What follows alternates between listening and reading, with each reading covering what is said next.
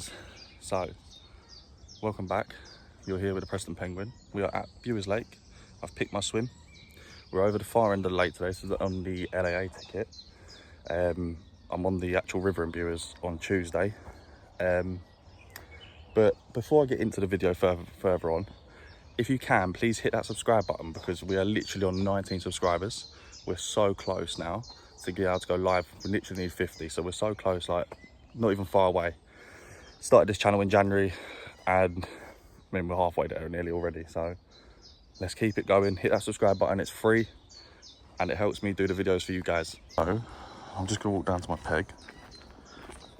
I've picked this swim purely because we've got loads of lily pads here. They've literally been fizzing all over this place.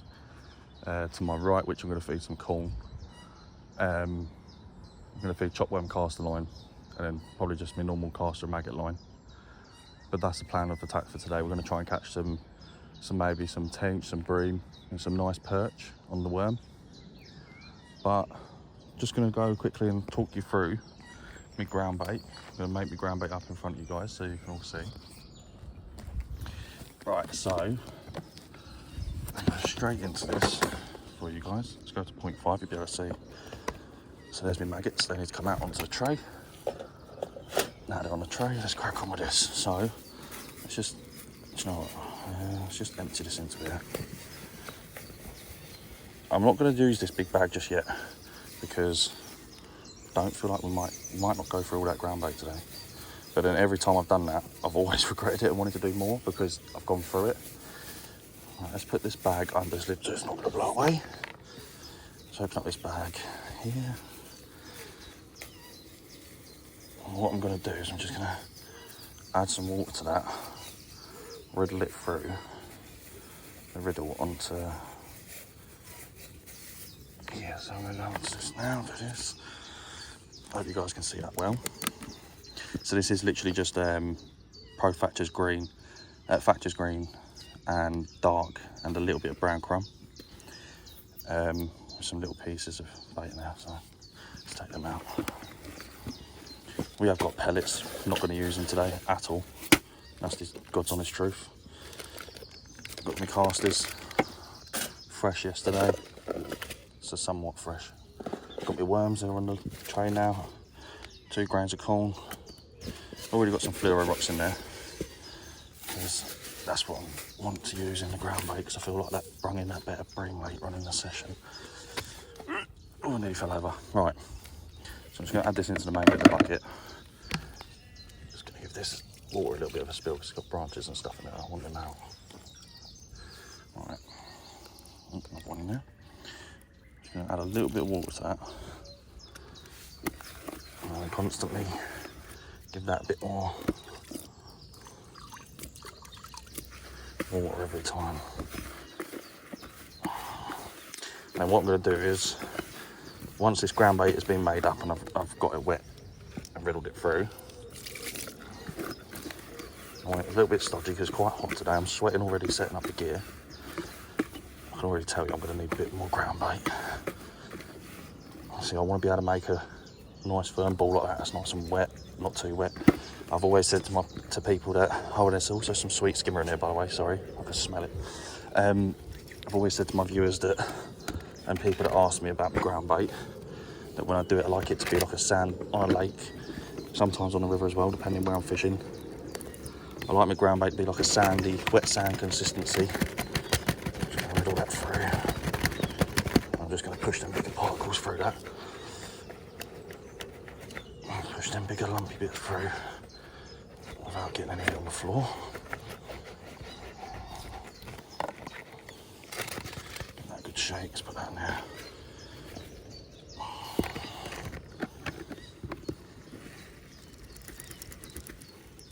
That's all of it. Still a little bit left in there, but we'll get that through in a minute.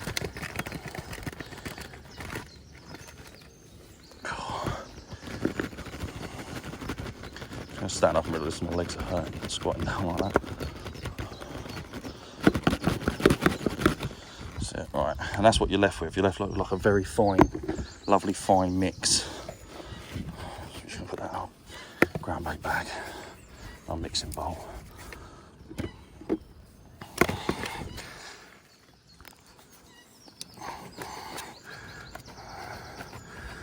Push these thicker, wetter lumps through, and then eventually, they should eventually dry out that little bit better as well.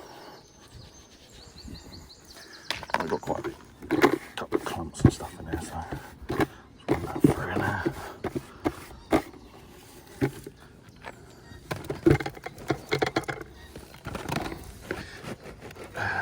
Is it Asda or Tesco goes every little helps? Because that's what I've just done with this bucket. Because every little helps. Right, we're going to leave the bags, because the riddle weighs a little bit. We're going to leave the bags under there. We're just going to put the pellets, because I'm not going to use them, I don't think. Hopefully not. I don't want to hook any carb today. And I'm just going to give them fluoro rocks a good mix around in there as well.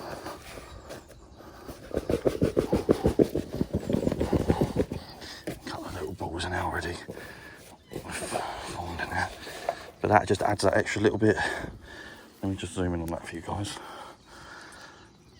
That just, as you can see, that just adds a little bit more of attraction, visual attraction for the fish.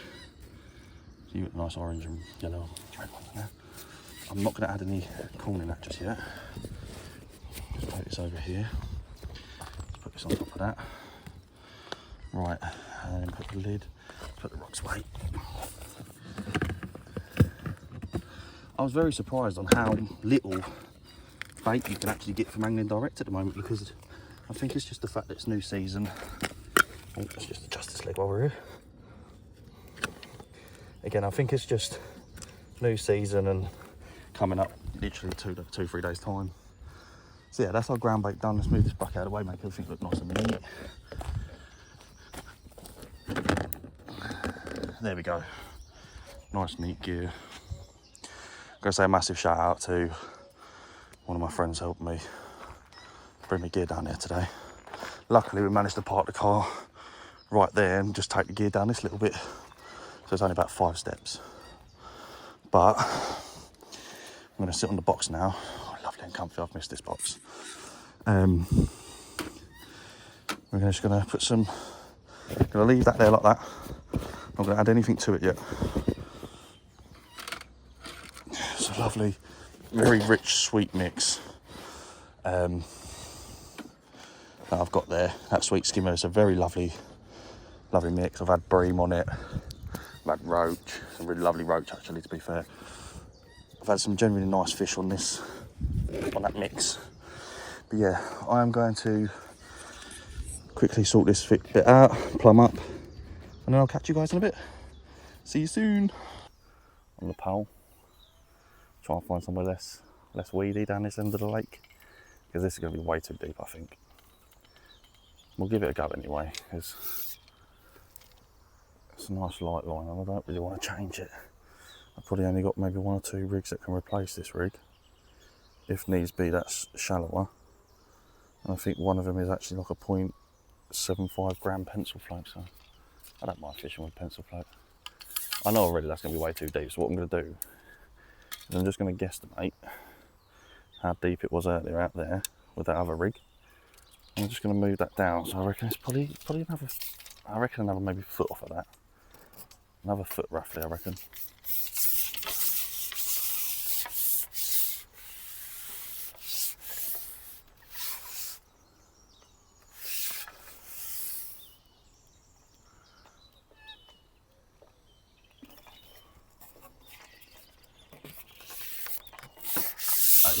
Looks like we are going to have to sit and fish at 30 metres.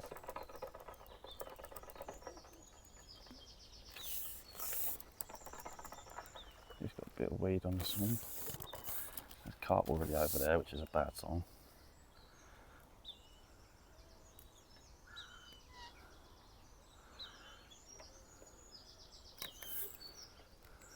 I know that's a weedy spot there.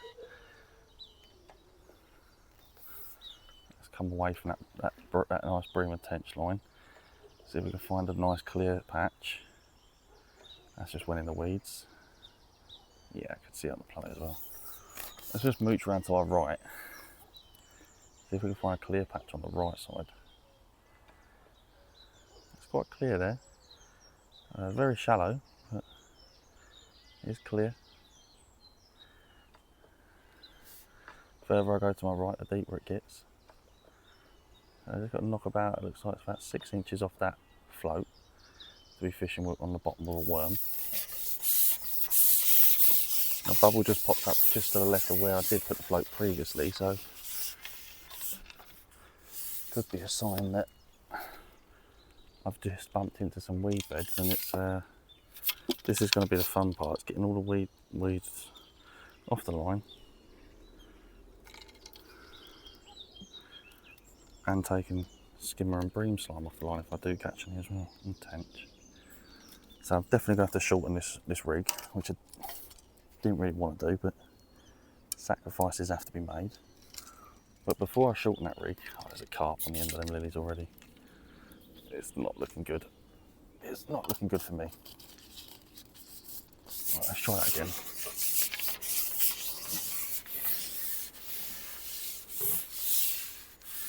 I really don't want to take any carp out of here today.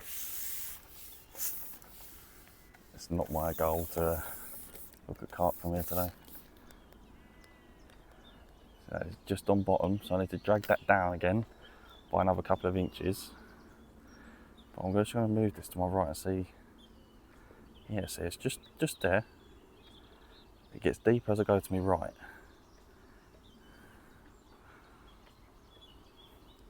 And from what I can see, is just to my right, there's a little hole. Right there. If I come to my left by about 4 or 5 inches, right there, it then proceeds to shallow up as if it's coming up a shelf. Very, very, very steep shelf. But as I go to the right, so I've got about 2 foot. That hole's about the size of a normal average UK dinner plate, which is a decent fair size. I'd say, yeah, it's a nice little hole. And give me a nice depth of about 4 foot.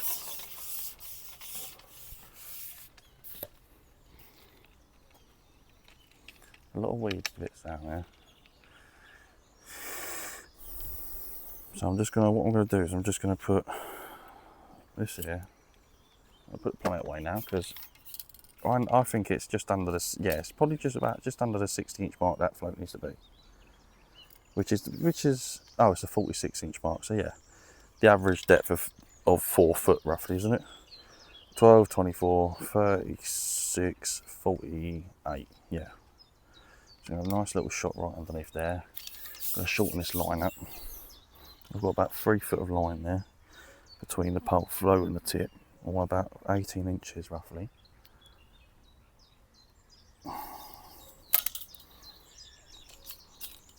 Keeping that line tight there. I'm not even going to bother breaking that loop off yet. I'm just going to make a new one right here.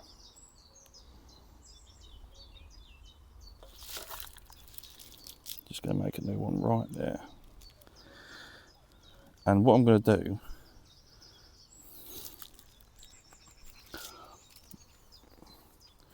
what I am going to do is I'm not going to feed as much in that peg for me, my chop worm and caster line. I'm not going to feed a lot in that peg.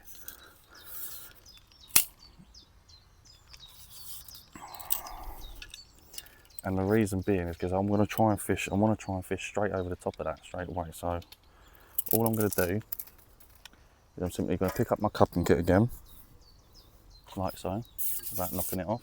Oh, let's get rid of that little bit of ground bait that was left in there. I'm just going to grab a small, tiny little ball of ground bait out of here in a minute. I should have brung some insect repellent. I still haven't brung any. Got some nice dark casters from Angling Direct, so it's hard to get hold of some of them at the moment because of the season opening. Everyone's going on to it, and you've got Riverfest coming up soon, I think, as well, and Fishermania final next month. Literally only a month away. So just going to put some maggots in there, loose, so that when that bait, oh, loose, cheeky, but so when that bait hits the bottom, it has to, the maggots, the bait will hit the bottom, hopefully it will break up, because it's not a very tight ball, so that bait will sit on the bottom like that, break up on the bottom, and the maggots will hopefully sit over the top with the casters, and that will hopefully attract the little fish. The little fish will eat the casters, and then hopefully the bream and the tench, they'll move in over the top for the other little bits that are in there.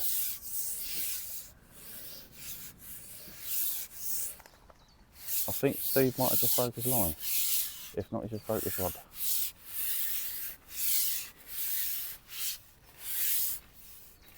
So as I said, 30 metres, just to the right. I want to find somewhere that I can sit comfortably all day. So that angle there for me is comfortable all day. And that is in line with that big tree across from me, across the lake from me. That ain't going to move anywhere all day, so I'm just holding that pot there now. I haven't put any bait in yet, and that is exactly where that hole is. So I'm just going to tip that pot nice and neatly, upside down, over that, and any maggots like there's a couple in there now. Any maggots that are in there, I'm going to drop them in from a height because I want that noise. And there's a bubble just to the left of it, funnily enough. There's a bubble just to the left of that as we speak. I might have to put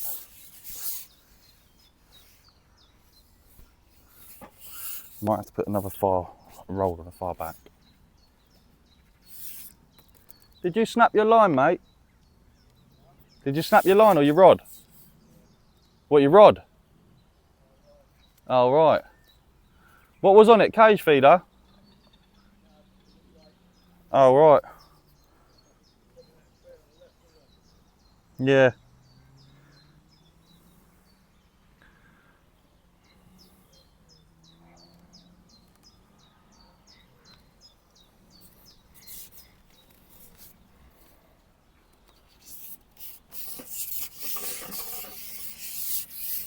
I'd need to hire that roller up because that is making such an awful sound as that goes out.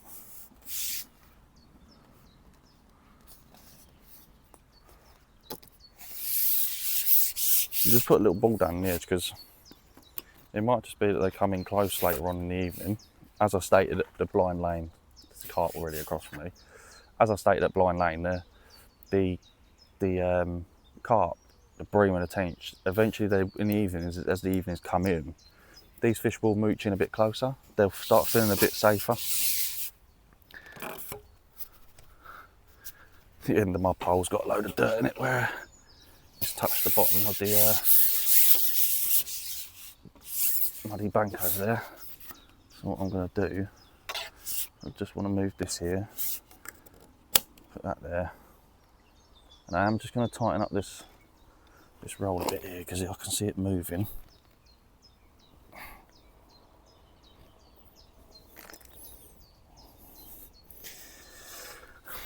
Yeah, that's it, it shouldn't move now. What I'm going to do is I'm going to catch you guys up in a bit and we're going to attack that. Just going to sort out a couple of little bits I've got to sort out yet. Going to start off on a worm on the short line.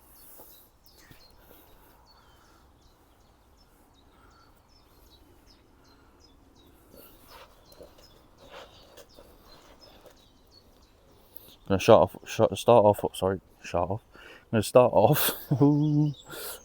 on the short line with a worm and hopefully try and pick up some bream. And if that does happen, then amazing, because that's what we want to do. And all day throughout the day, I'm just going to feed some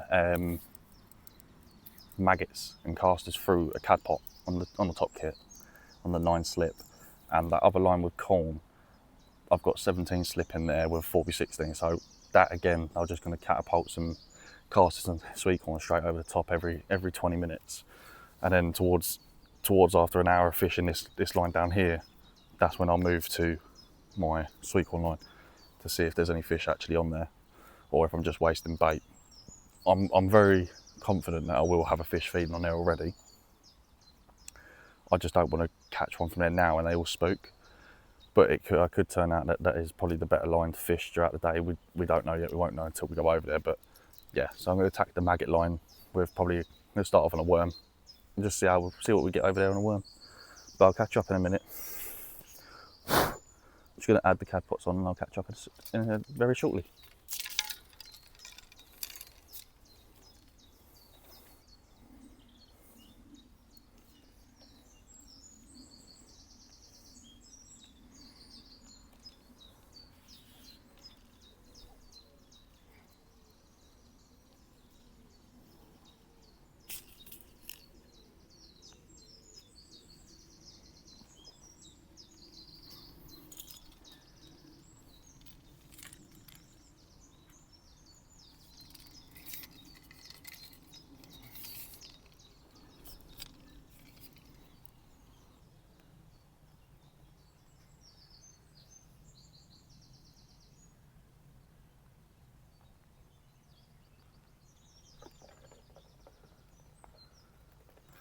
That feels like a bit of fish.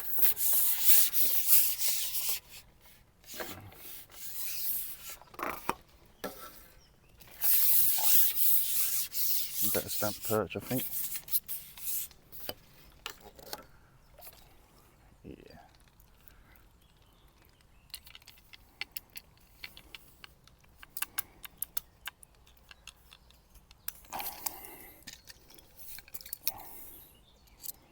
Now we got a wooden ring. That's a 20.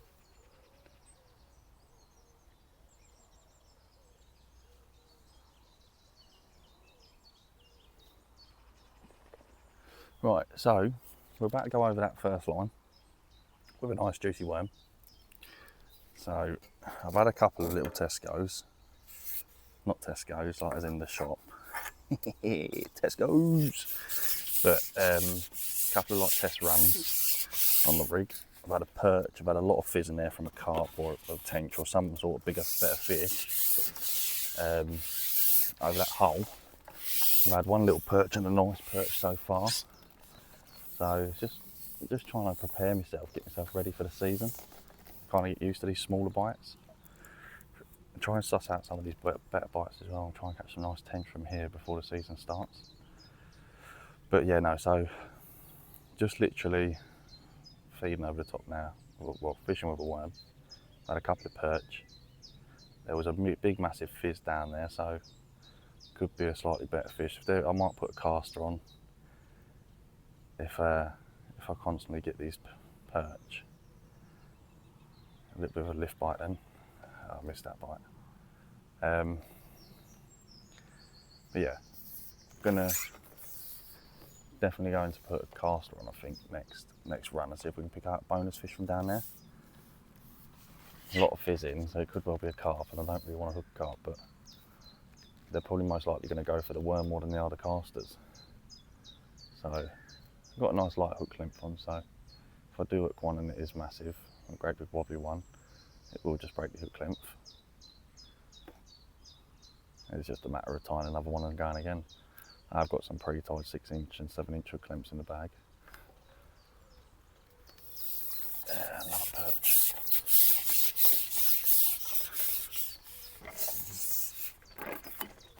Oh, he's come off. You cheeky little git. I did want to say what I wanted to say, but I get censored if I do that. I'm just going to try and... The fizzing was about 14.5 metres out, so it's another metre and a half past where I put my ground bait. But that doesn't mean that the carp ain't going to try and mooch in over the top of that ground bait. Again, we're not after the carp. I could have brought a small method feeder rod and a cage feeder. I brought some with me actually, the cage feeders. Just haven't got the rod or reels with me. Because I just wanted to sit on the pole for the day. Just really fancied it. Looked at the weather conditions and thought if I can get somewhere shady like we are now, surrounded by bushes, got no no actual sun on us whatsoever, can do us a massive favour today. Individual, one little bubble pops up to the left. Oh, they're now starting to fizz to that left. Give that another flick out, just in case I'm sitting a bit too close onto that wee bed.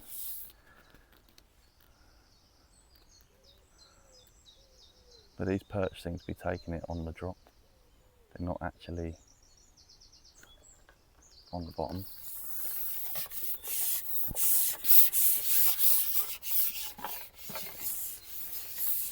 I think we're definitely going to go for a, yeah, it's come off again. I think we're definitely going to mooch onto the caster next and try and stay away from the, I'm going to try and stay away from the worm, I think, because I think that's all we're going to get today on the worm is perch. I'm after some decent bream, some nice tench. They are in here. And I've decided to try and fish the bottom because, well, we're about 2 inches off the actual bottom because there's just weed bed everywhere. And I haven't got time this morning to rake the swim. I mean, I got here at 7, didn't start like setting the rigs up until about 8 o'clock. I used to carry light, used to go light fishing light, and since getting into me match fishing, and don't get me wrong, Preston's gear is very light compared to other products that I have held.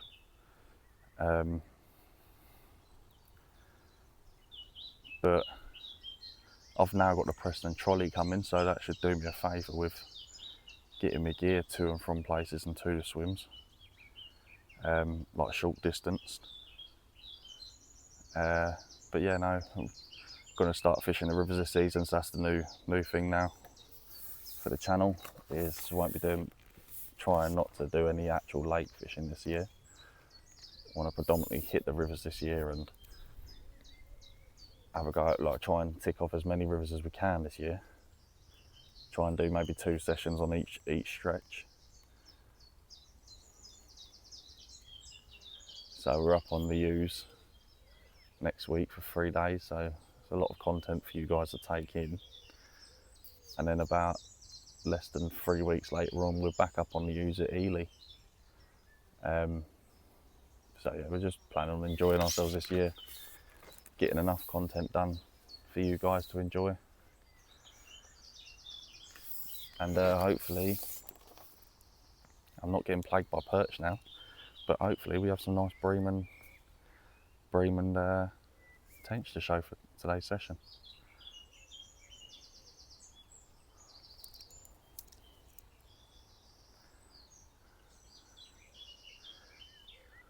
I made the old schoolboy error of not bringing any insect repellent again.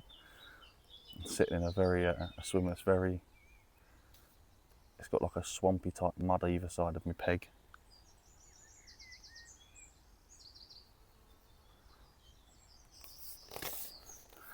But I can literally see right across the other side of the lake. I don't know if you can see it on the camera, but it's an absolutely lovely view. But I come out of the house this morning, took the gear downstairs, mate gave me out with the gear downstairs and putting it in the car, and I was standing there in shorts and a t-shirt and sweating. It's absolutely lovely this morning. Makes up for all that cold weather with thermal gear on in December. It just made a lovely difference. So I don't want to speak too soon, but I've got a piece of worm on now. I've not had a single bite for a while. So I'm hoping them perch are gone. I'm hoping them bream and tench are moved in, or even a nice shoal of rudd and roach would be nice. I've had a little bit of a lift bite just now. I know you can't see it, but a little bit of a lift bite. What I might start doing in a minute is just cutting in some casters. I'm not going to put in any maggots because that's just going to attract the perch back into the peg again. I'm just going to put in some casters. Again, this is just my little throwaway line that I can sit on whilst I'm waiting for that line to pick itself up. You get little indications now. I am hoping that there's some nice skimmers down there, or bream, or some tench. As I said, it'd be really nice to keep catching tench all down the pole. Whether it happens or not is another matter, and I know we'll definitely have a bream out after today. I think the massive main ingredient in that ground bait was the fact that we put casters in it. And tench and bream, they love casters. That sweet skimmer by Sonar Baits it's absolutely amazing. Oh, yeah. I think it's another perch.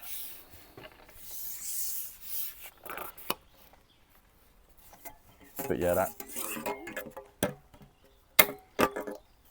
that sweet skimmer mix is a massive major part of that mix. It's another little perch, I think. But yeah, that sweet skimmer mix is another lovely little perch. It's another little major mix, or part of the mix that's in there. And I think what I'm going to try now is just move on to some casters. I like my casters with a mix. I like having some light casters and some dark casters. So when I go into the shop, I do try and pick out the bags that have got a mixture. I don't know if you can see that from over there, but there's some nice light ones in there as well as dark ones. I tend to find there's a lot of smaller fish, perch and roach, etc. in my peg. I tend to find that putting some dark casters in there can really help the peg, and fishing with dark casters especially can really help the situation if you're catching just purely perch, because it's not a wriggly bait like a worm. It's not a very bright bait. I mean, you can still catch perch on there, but hopefully it'll be some better stamp of perch and not just the smaller ones.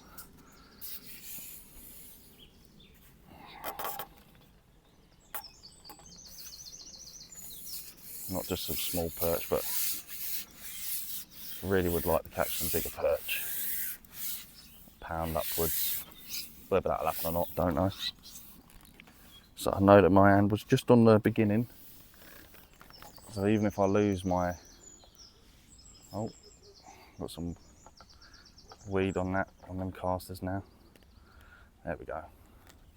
It's a very weedy area, this end of the lake, which is what made me want to fish it, because when I got it this morning I did actually have to clear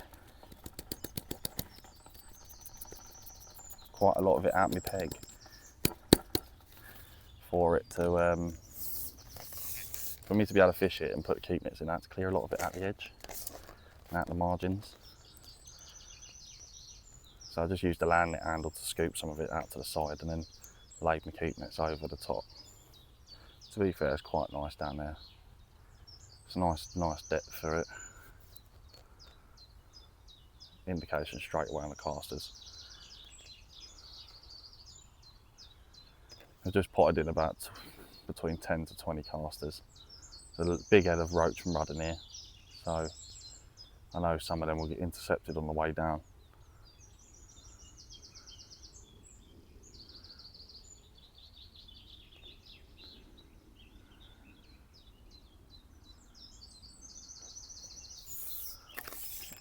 There's one thing I do regret not bringing, and I did bring it last time, which I had the bream on, which was, I had the bream on casters last time I was here. If you follow me on TikTok, you'll know what I'm on about with a photo. But I caught it anyway, I'm waffling on now. But I caught the bream on casters, loose feeding casters and hemp. So it could be a massive thing, but I tend to find even on commercials, on the rivers as well, that sweet skimmer non-fish meal, it can be an absolute killer on some of the venues I've been on. Whether you want to bag up on silvers, or you want to bag up on your skimmers and your bream, I tend to find my to-go-to ground bait now for them 3 or 4 species of fish. It's that sweet skimmer mix. That is my to-go-to, the non-fish meal. And don't get me wrong, as I stated at the beginning, I've put some Thatcher's Dark in there and some Pro Thatcher's Green, which is fish mealy. But there's some great big carp over there.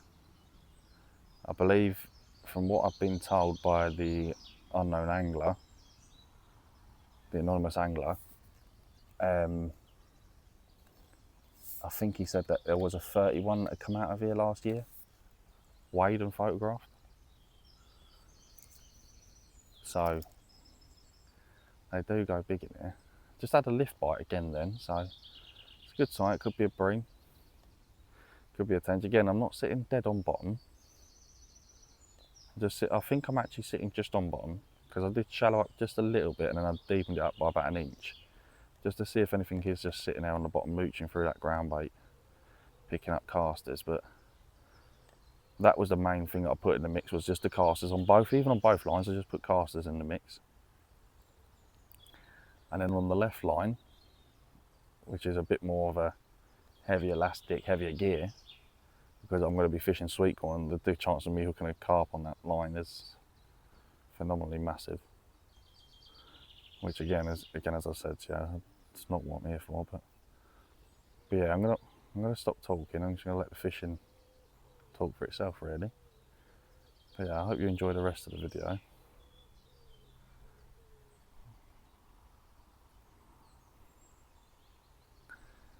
I hope you enjoy the rest of the video, and hopefully there's loads of fish to be shown for it.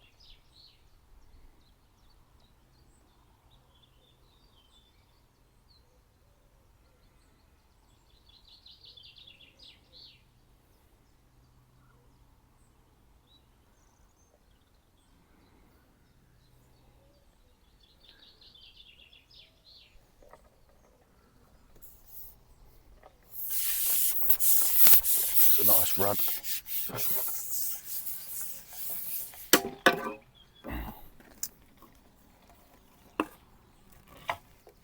I'm going to stick that down there. I need to get him in before Pike has him.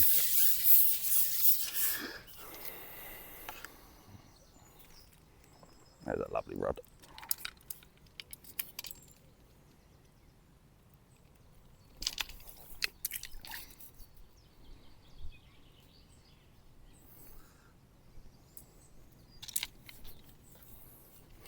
I will rearrange that in a minute.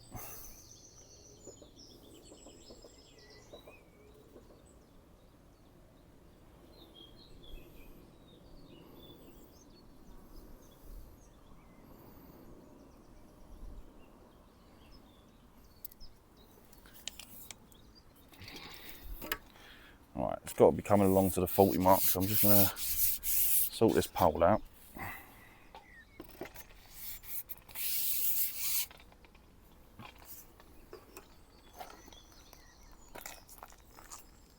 Just going to sort this pole roller out, just so it's more facing towards me. That way when I ship back, it's straight in and it's there for me. Oh, there we go, that's amazing.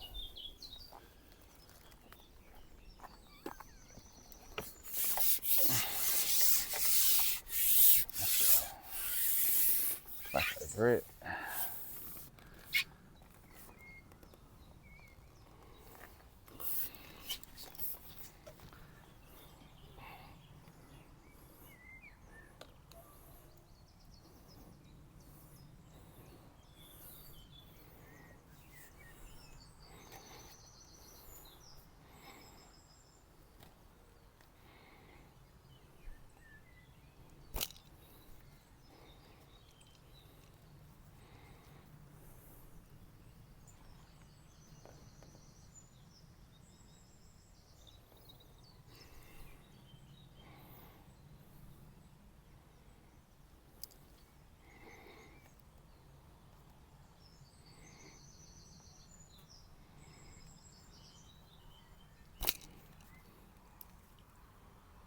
Too far, that one.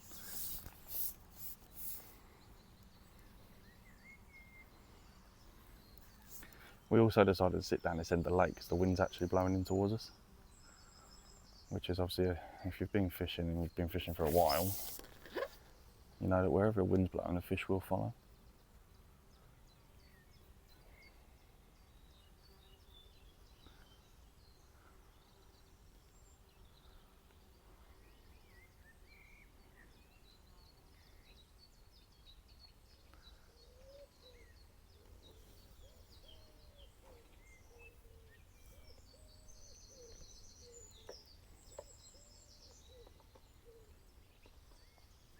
Just going to lift that out, put that back in again.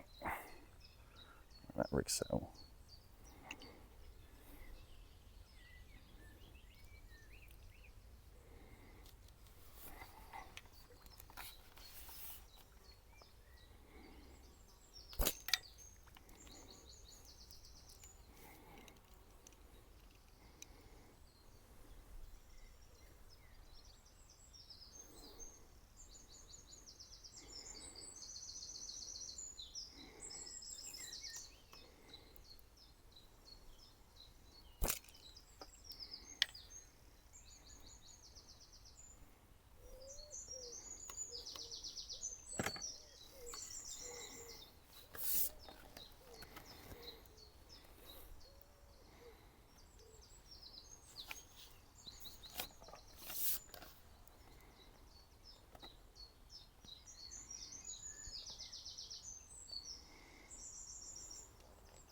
I've actually come to really enjoy this 9 slip.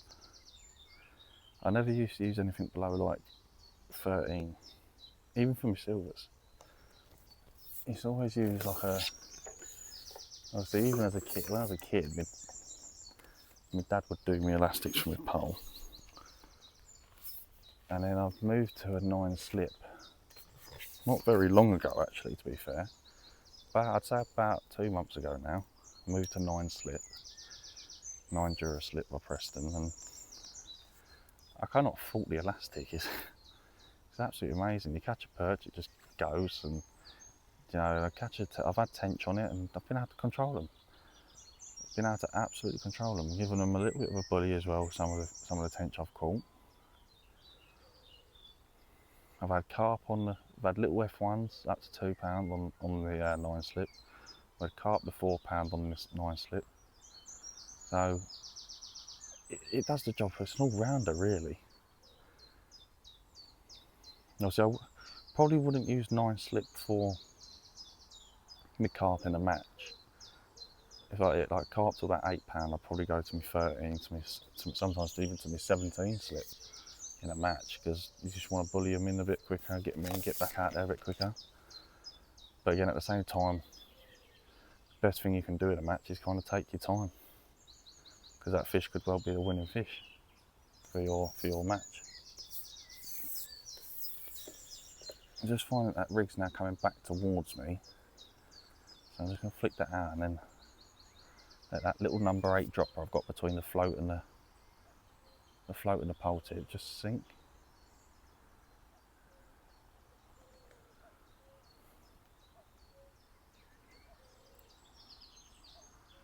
I think that's a bite. I can't quite tell. The float's not going under yet, so I'm not going to strike. It is a bite. There is a fish on it. Yeah. Bream. A very nice roach, I think.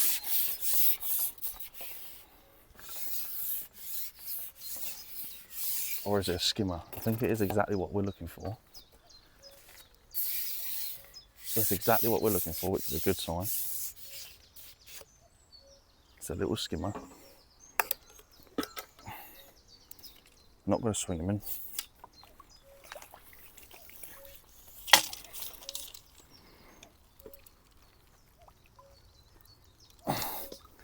It's nice seeing a couple of these come into the peg.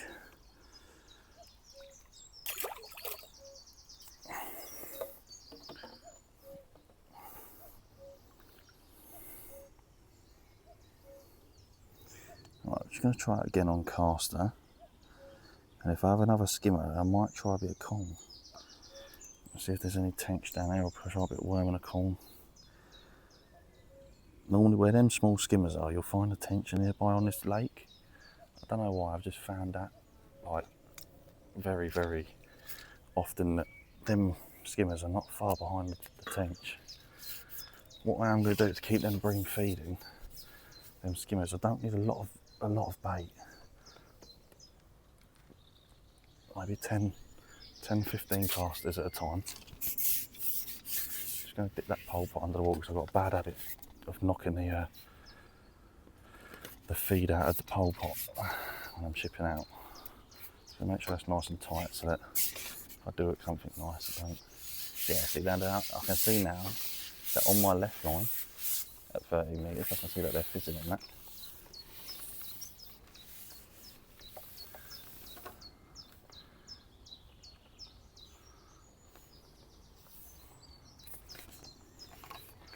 I'm just going to empty these casters in now.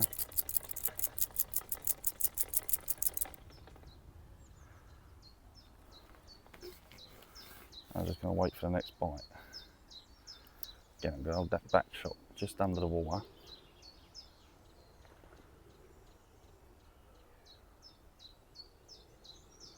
So hold that back shot just under the water, just hold it nice and still. That bite came pretty quickly, to be honest with you. And it didn't shoot under, it just took the bait and went sideways like your normal skimmer bite does. So it'll be nice to actually catch a few of them today on this line.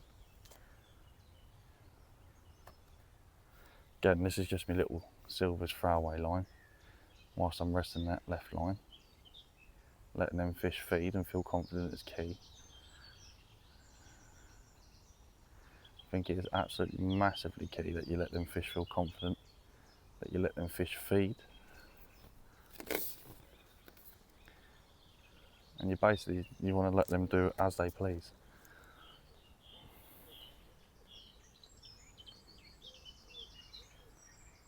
So I can start seeing a few nice bubbles come up on that swim. So what I might do is have one more fish on this line, refeed with a ball of ground bait. Not a massive ball like we did at the start, just a nice small ball at the start we did.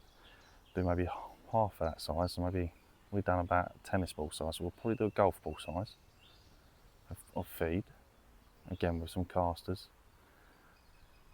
And we're going to try that left line soon.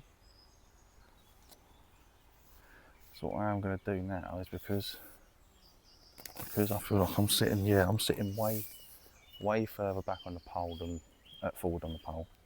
So I'm actually fishing closer to myself than what I was before. My elbow should touch the end of the pole, the end of the 30 metre section. And that's where that float will stay. And because the wind's blowing in towards my left, that float will slowly start drifting round, but it shouldn't drift too far because it will catch onto the reeds. Get another little indication then.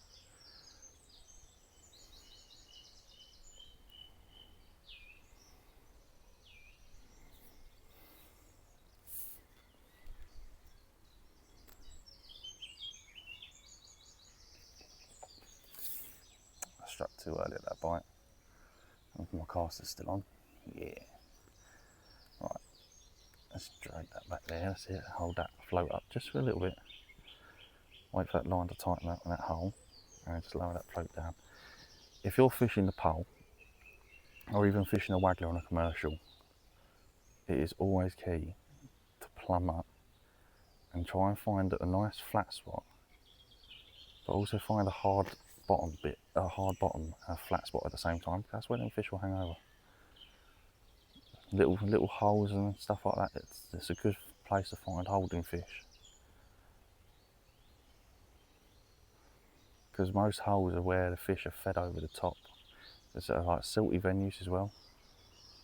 If it was a very silty, I know it's very silty over the far back side there, on the other side of them lilies, but if it was a very silty venue over this side, or silty over this side of the venue, shall I say, then I probably wouldn't have fed as firm of a ball of ground bait as I did earlier.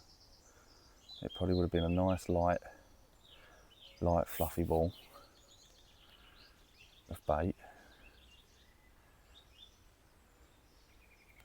So again, that float's just come in towards me again. So I'm just going to flick that out again. Trying to get it in line with where I've last fed. Straight out, flick. There we go. I think that might be tangled. Yeah, a little tangle at the bottom. There we go, sort itself out. I'm just going to hold that rig just to the right of that dinner plate. Just up against that, because there's a weed bed right on the right side and it just drops to the clear patch. I'm just holding on that clear patch, hoping to see if I can find any nice tench and bream, or any small tench, bream, skimmers, or a nice roach mooching up against them reed beds. I think casters and worms and maggots are probably the best things to use on these sort of venues for this sort of style of fishing and how we're fishing it today, because it's maggots, worms and casters are very similar to other natural food sources for these fish that live on the bottom and in these weed beds. But we're just gonna wait and see. If the next fish is a skimmer, then I'll prime my swim again. Gonna have a little break, prime my swim, have a drink, and then we're gonna go on to live with the camera again and attack that left swim on camera. Get another little indication there. It's a good sign, because if it was perch, they would have absolutely had that.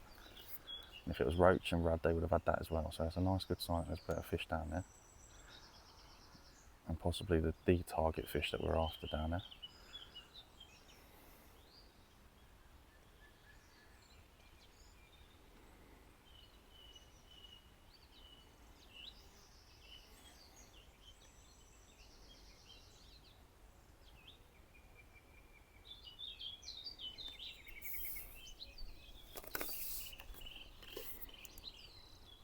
So I'm actually finding now that I'm having to ship back where the wind's blowing my line in towards me. So I'm having to ship back to this part of the pole to be able to control that rig.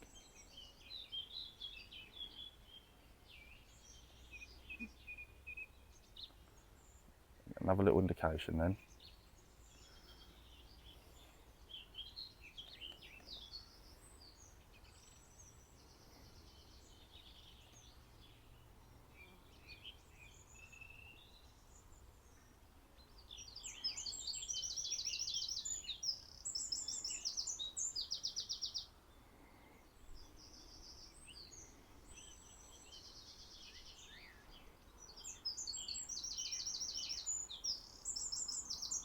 Just going to lift that float up and let that drop down again. That should theoretically lift them casters up and drop them back down again. I would not be surprised now if that's when a perch or a roach grabs hold of it, because they've seen it. They've seen it fall through the water. And I could be wrong, it could be a skimmer that's there just as it settles back on the bottom again.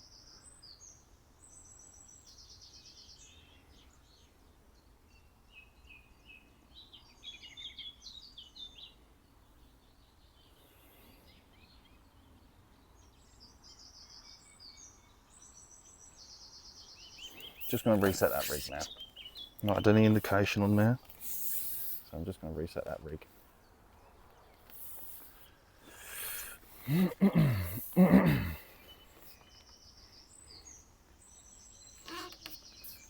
going to reset that rig and just hold that there.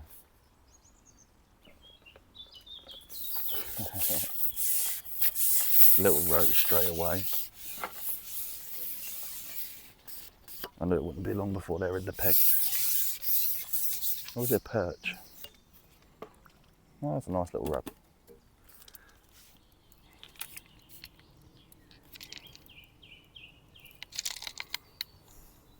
Nice little rub. Right, so I'm going to cut the video short now, and we're going to go on to that long line. I am completely back with you guys. I did, like an absolute sausage, I did catch some really lovely roach on camera, as big as my hand. So I've had some nice roach so far. I've had a couple of nice little perch. I've also had a skimmer, and what else have I had? That's been it, I think, so far, for now. But yeah, so I've had them for the meanwhile. All the fish, apart from the perch, all the other fish have been on a caster. The bigger roach have been on a caster as well. And all I'm loose feeding now is every now and then I'm putting in probably a ping pong ball sized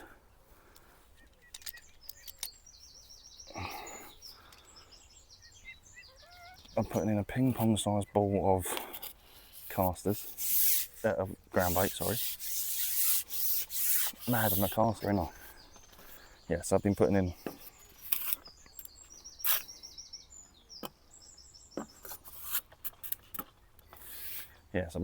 a ping pong ball size of casters, of ground bait. Yeah, so a ping pong ball size of ground bait. And in the medium cad pot, I've got some maggots and worms that I'm loose feeding from about, I'd like to say, hold on.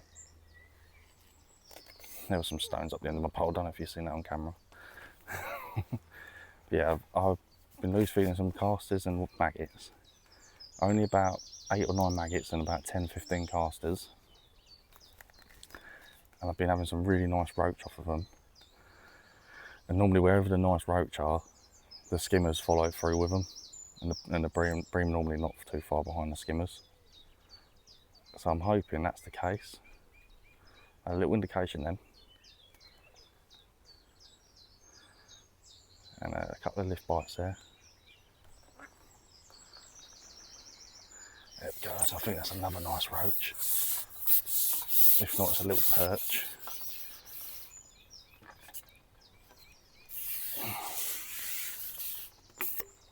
It is another nice roach.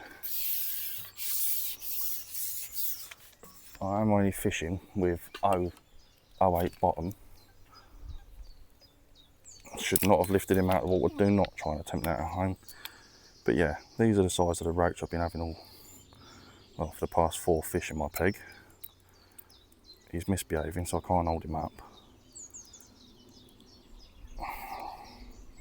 Trying to get the hook out of him, and it's just re-hooking him in the lip again.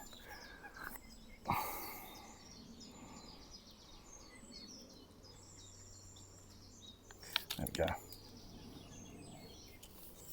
I don't know if you saw that, but there is a bigger one in the net. But that is what I've been catching off of casters.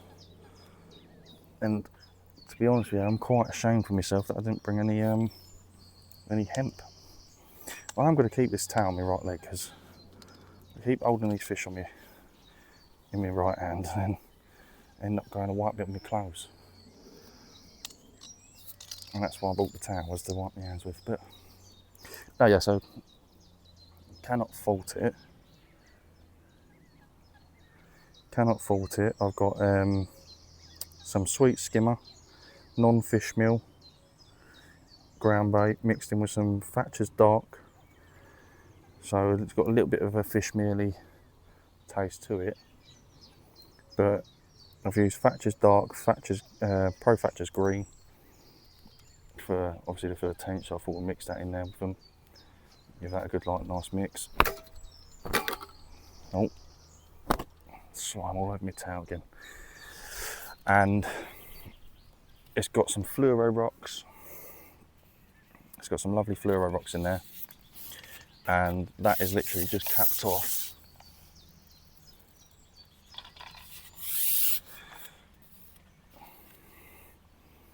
That is literally just capped off with some casters, and that is all that's in that mix. It's all that's in that ground bait. I haven't fed another ball yet, but it won't be long before I do to keep them roach in that peg. So I've just fed, so I should be able to catch another 2 or 3 roach. I should be able to catch another 2 or 3 roach like that before having to feed again. Because they're feeding quite aggressively. Again, I don't want to catapult too much bait out because I don't necessarily want them coming off the bottom.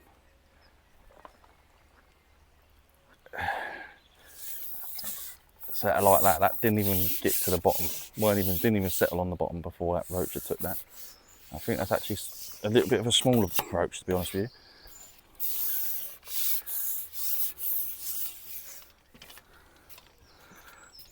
Or is it a skimmer? Oh, it's a lovely, oh, it's a lovely big rudd. And you swallowed that right down there. It's a lovely nice rudd. It won't take much to put a weight together with them, I tell you. One of my weights has slid up the line a bit. I'm going to move that down towards the hook length more again. So hopefully that bait hits the bottom quicker.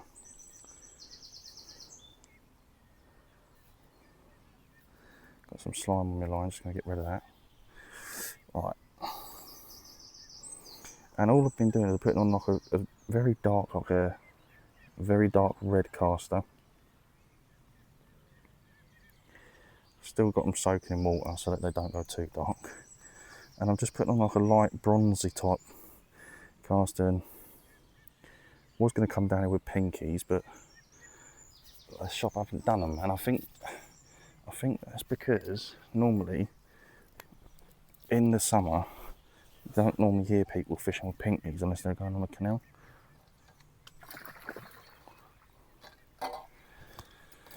But probably gonna have 2 more fish, and then what I might do is put another ball of that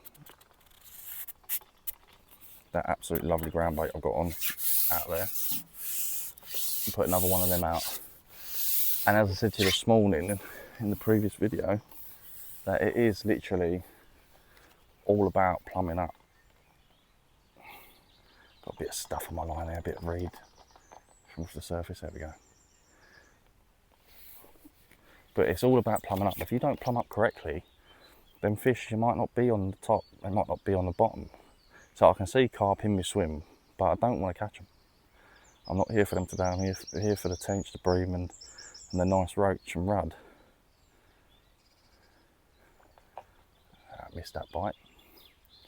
Looked like a better bite as well. But no, I'm here for the better fish, and it won't be long before I feed another ball. Try and keep them fish interested, but also the key factor is trying to keep them fish competing.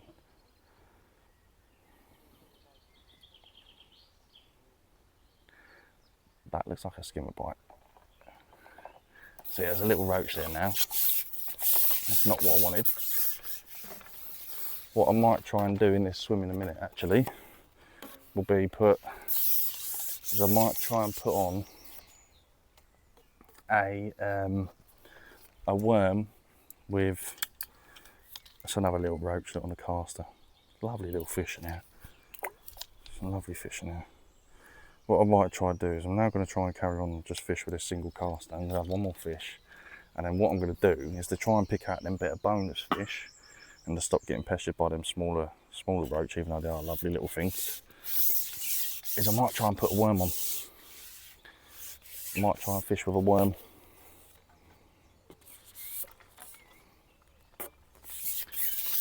We'll probably try and fish with a worm with a bit of sweet corn to kind of keep the perch off the hook as well.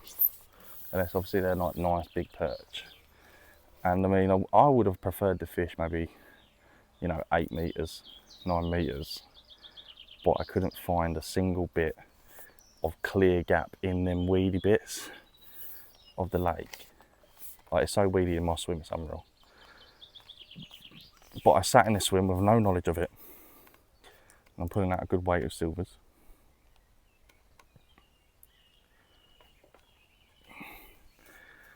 There we go. And I'm pulling out a good weight of silvers. I'm having a really nice time catching these silvers. And you can do the same thing with a simple bit of casters down at your local lake, pond, even down the river. Casters fishing, you can catch them on casters. So what we're going to do now is we're going to get the cupping kit. We're just going to feed this line.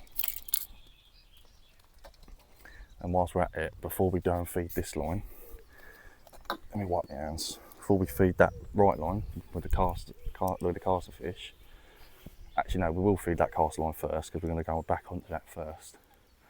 But I did give the left line a try. I didn't really get many bites on it. I didn't have any indications at all, if I'm being honest. So I'm just going to feed it. It did sit on that line for a good half an hour. I had no indications. And then I had a carp shoot through the peg, so I'm just going to put a bowl of this in.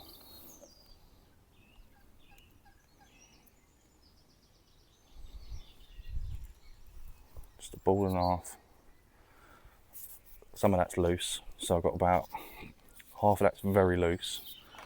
So one of them little handfuls I've put in there is very loose, and the other one is literally the size of a golf ball. And I'm just going to feed that to my right.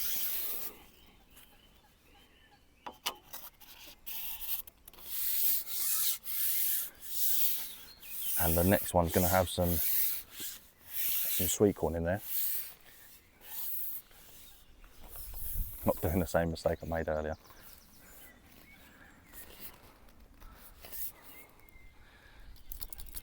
I can see that ground bait just breaking up through the water, and it's clouding. And to be honest with you, oh, and the ground bait's also got brown crumb in it. I did mention at the beginning of the video what was in there for you guys, so you know. So if you do decide to join the LAA, you'll have to search up London Anglers Association. It will come up. If you search up LAA, it'll come up with a load of other stuff. But yeah, if you search up LAA, London Anglers Association, it will come up. It's not expensive to join. It's actually quite cheap, to be honest with you. It's mainly around, well, clues in the name, it's mainly around London, Essex. If you're around the Cambridge area, there's some areas up there. Again, most of them are rivers and a couple of pits in Cambridge.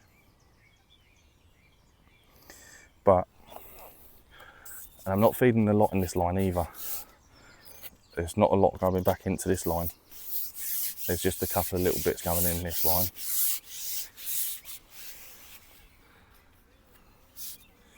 And that is specifically ground bait being one of them. Some more casters on top of that, casters that are already in there, to try and get them fish on the feed. I'm just going to put my hand just before the S, because my elbow then just sits perfectly just on the end of that pole without hurting my arm too much. And I'm just going to feed that where I've been feeding my bait this morning, in line with that jetty. My hand just before the S.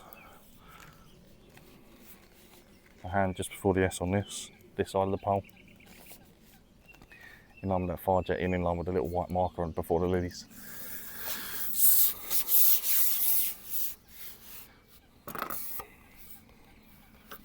But yeah, so, oh, I took one too many sections off. But yeah, as I said, I would have rather captured these roach at 8-9 metres instead of having to go all the way to 13. But you can't argue when the roach are as big as they have been coming in. I can't really like looking forward to going over to Buers River on Tuesday. Definitely going to be attacking it with the same methods I've got now, but probably just one keep net. Obviously, there's no, if I catch some bream, they can go in there. If I need to get the second net out, I can get the second net out. But just another little video for you guys that are on there. It isn't going to be, it's the same stretch as the one we fished in the private match, but it's not the same location in the sense of it's not the same one on the video. Same river, same stretch. It's not the same place, sorry, not the same swim. I might, depending if my trolley comes before them, depends whereabouts I fish on that river. But I was talking to a friend about fishing on the free section side. on the free section side, but on the first swim on the bend, as soon as you walk through the gate. And reason being is because that bend, sometimes it holds some better quality fish. They sit on that inside of the bend because you get a lot of paddle boarders and a lot of kayakers up and down there in the summer, so it can be a nightmare trying to fish your channel line, if that's what you want to call it, your middle line, when you've got kayakers going in and out your swim all the time. So it is a bit harder. She's just had a bite on the sweet corn and worm, absolutely shot under. Just going to try that again. I think that could have been a bream.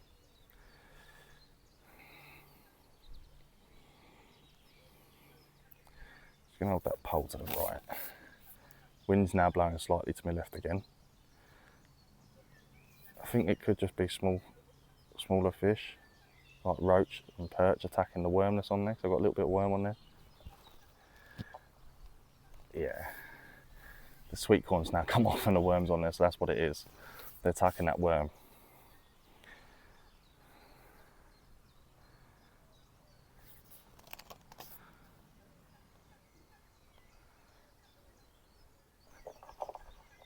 I keep missing these bites now. I think I might need to come in, just check that that worm ain't folded itself over the hook point, because it can happen. There we go. See, I've fished with a worm and the fish are getting smaller. So that's telling me to go straight, instantly that's telling me to go straight back on the caster and play it on the caster. But if you know me, it's a nice roach on a worm, to be fair. If you know me, you know I'm not going to take this worm off until it's absolutely been hammered. Because I do want to have the odd nice tench today. Again, that's on my other line. And I think the only way I'm truly going to catch one of them is if I might need to plumb up towards the lilies. I don't know if it gets deeper towards the lilies. I never tried it. But that might be my next step, is to try towards the lilies more.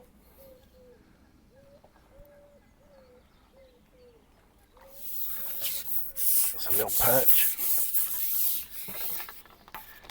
They said it was going to be lovely and hot today, and it is lovely and warm.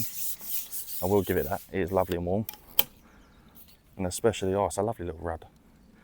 And especially with the fact that we are sat in the shade. Me and my mate are sat in the shade. My mate's in a swim across from me. We're sat in the shade because he didn't really want to be in the wind too much with the pole. And I think I might have found my new favourite swim on this venue already. But yeah, so I've been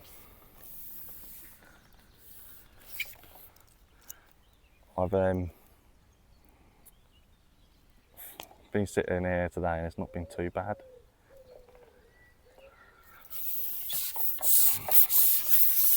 Well, I want something that's going to be worth actually shipping all this way in and out, and catching tiny little perch like this is not going to be one of them.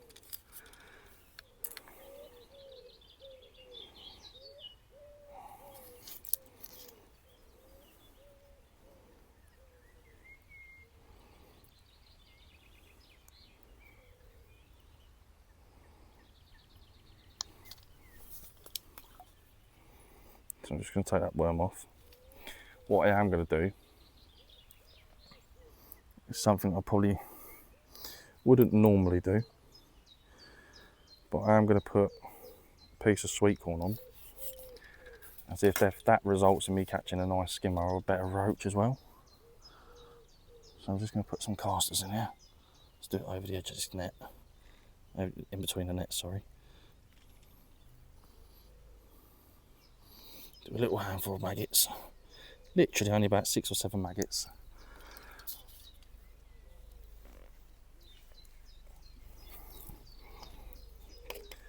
Another tip, if you're shipping out at a distance where that pole pot is going to be bouncing, then a very good tip that someone once gave me was to dunk your cad pot, your blue pot at the end of your pole, dunk it under the water when you're shipping out when you're shipping out to like when you're on your third section, full section, just to dunk it under the water, because shipping out, then maggots will bounce, and casters,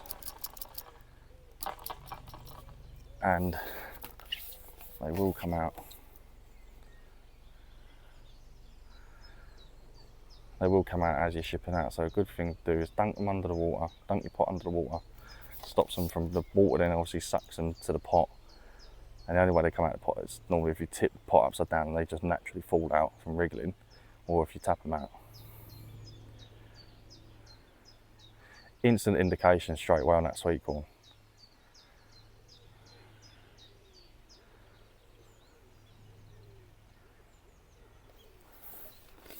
I think if there is a better quality fish down there, it will take that corn. I think it would take the caster if it had the choice, but I don't think it can take the caster because the roach are getting there before it, the perch are getting there before they can get the worm.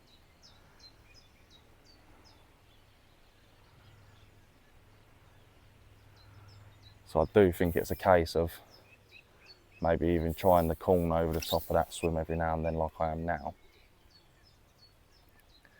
Just to try and give them bream and tench that if they are down there, a chance to get caught and get some food in before the roach eat it all, really. My biggest concern though about fishing this swim with this rig with sweet corn is if I hook a carp, there's no coming back from that. Like generally, like I won't be able to, I'll have to play it smart because these carp in there are very big and they don't like being caught. It's like most fish, but yeah, I'm just fishing, I'm just on that S, so I just need to pull that pole out now a little bit more. That's perfect. See, and I've noticed that as soon as I've noticed what I've done wrong was I had that pole even just a few inches in further back, I weren't getting many indications. As I reset that rig, put my hand back where the S was, reset it again, I had an indication straight away on the sweet corn. Accuracy and being pinpoint with your bait is major on most venues that I go to. I think that's just standard though. You know, there's no point putting your bait in 5 foot to your right and then fishing 10 foot to your left. If you're going to fish the way I'm fishing now, you want to be very, very, very accurate with your bait. Oh, I had a bite then straight away and actually pulled the float under.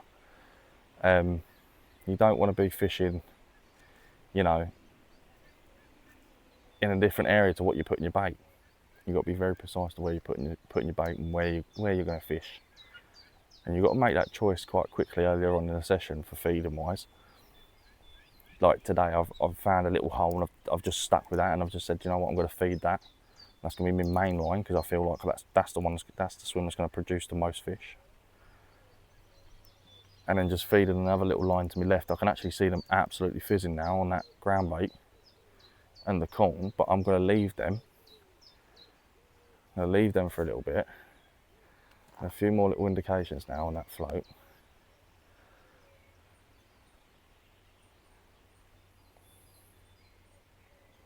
And until that float goes under, I'm not going to strike at that. Because I feel like there is a good, decent bream down there. It's just getting through to them.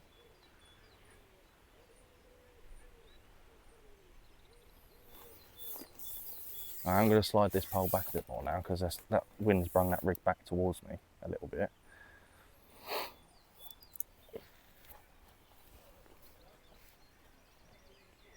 You got a nice roach, have you?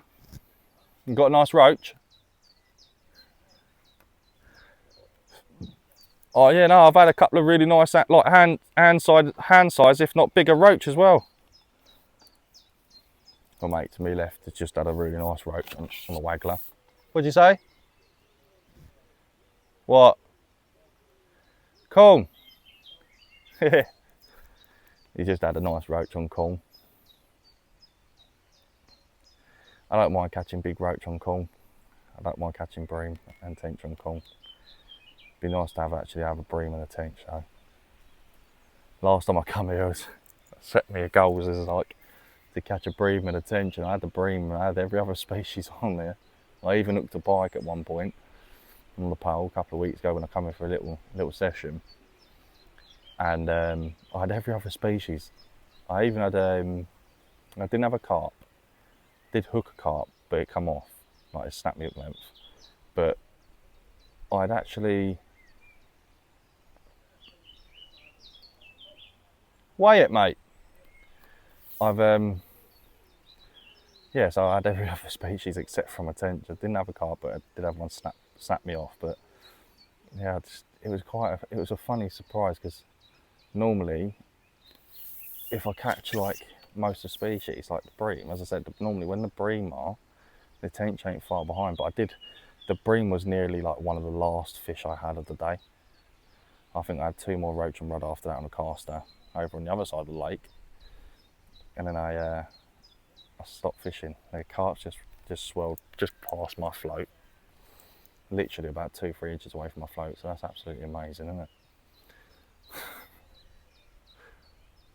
You will hook them on here. There's so many of them in this venue. You will hook them on here.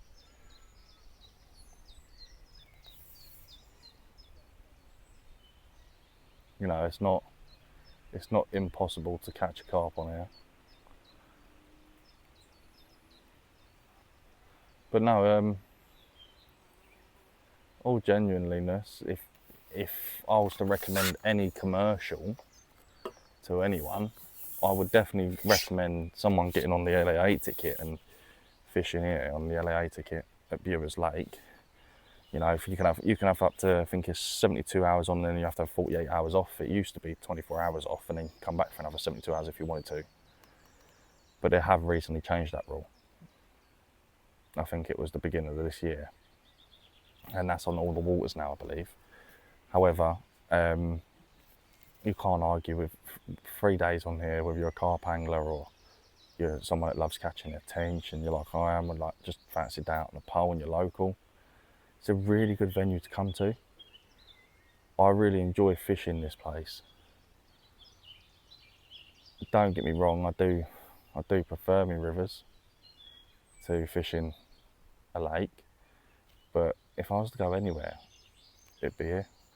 You got Portaloo on site. It's always clean and tidy and well kept, thanks to the bailiff, John. It's always well kept and tidy. Everyone's very nice and well mannered. It's a lovely club to get onto, and it's a very lovely venue to actually fish it. But anyway, we're going to get to the point of what I'm about to say. This channel this year is predominantly, mainly, I'd say 95% of probably the videos that's going to be uploaded from now on onto this channel for this rest of this new season coming up is going to be river fishing. Any fishing after that point, if it is on a venue, will be matches. So if you're interested in watching matches, or you're interested in watching ways to attack a match, if you go into a match, ways to fish in a match, how to attack it, and how to kind of come top 3 in a match, I'll basically demonstrate on how to do that. Methods I'd use, rigs I'd go to, you know, how I'd attack a random swim, because you don't get to pick your swim in a match. You know, you pull out a number in a bag, and that's how you fish. That's the swim you fish for the rest of the day. So I'll show you how to attack your swim once you've got to it. You know, once you've picked your swim, draw your swims, shall I say. If it's like a shallow swim, what would you do? I'd probably fish meat shallow, Some commercials ban meat, so I'd probably go on to, you know, corn and micros down the edge. Or even a very underrated and nowadays not really looked at as much, but mussels. Mussels used to be a massive thing back in the day, catching big carp and big weights of carp and tench. And a lot of people just overlook it now because they go straight to pellets, and don't feel like many people actually do use these sort of like methods in a match, if that makes sense. I don't know, apart from big chat dragon angling, I don't know anyone that's actually recently in the past year in a match or thought about using it in a match scenario of using mussels, which you'd think more people would think about. I did look at them yesterday whilst I was in the shop, but very expensive just for a few handfuls, like literally like 2 or 3 handfuls of mussels in Tesco's was like £5.30, and I wasn't paying that just for a couple of days fishing. It wouldn't have probably even done half a session, you know. Now I can tell you there's definitely a carp down in that peg. I'm getting no indication where a decent fish it was. There's just a bubble just to my left, about a foot to my left of my float. And the reason I was just about to say that and said that is because I was getting small indications from roach, little rudd, whatever they are, hitting the sweet corn, and then out of nowhere they just stopped. And normally I tend to find that, for me personally, I tend to find when them bites slow down or they just stop completely, there we go, stop completely, it tends to be because a larger fish has moved into the peg.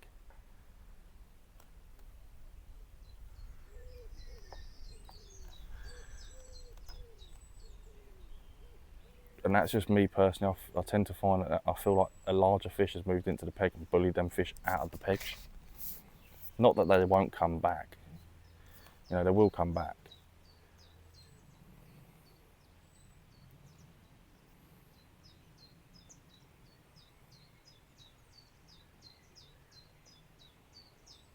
But yeah, as I said earlier, I'm going to let the fishing talk for itself.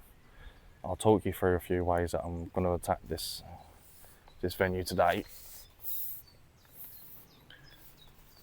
Another key important thing is every now and then, which I'm going to do after I have the next fish, is I'm also going to plumb up. You know, that was a bite. I'm going to make sure that I am fishing the right spot or fishing the right depth in the spot that I've picked for the day. And if it is silty down there, which I don't think it is, but just in case it is, I don't want to be fishing too high up in the water or too low in the water. I do want to be fishing how I'm fishing now, which ideally is perfect, which I don't think it's changed, the depth or anything's changed. But I generally do not want to fish too far up in the water. Because bream predominantly, they feed on the bottom. Tench will come mid-water, but they prefer to be on the bottom.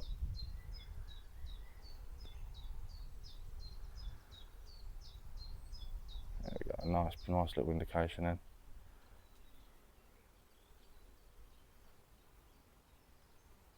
I think that could be a bream.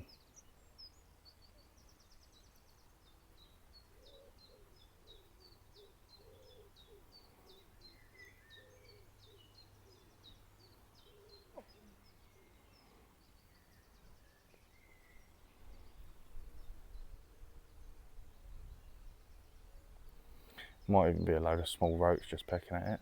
I'm just going to lift that float up, move it to the left just by a couple of inches. Yeah, from what I can see already, there's a load of little fish.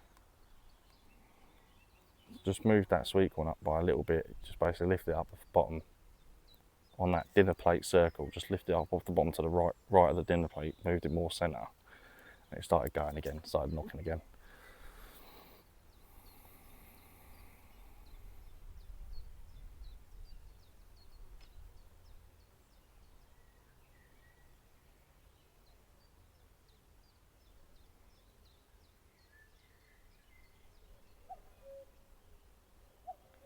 I'm only going to give that a few seconds. I'm going to reset that rig, and I'm going to give it another 5 minutes, and if nothing changes, then I'm going to go back onto a caster. Or I might even go onto that left rig, just try and see if I can get anything off that left rig.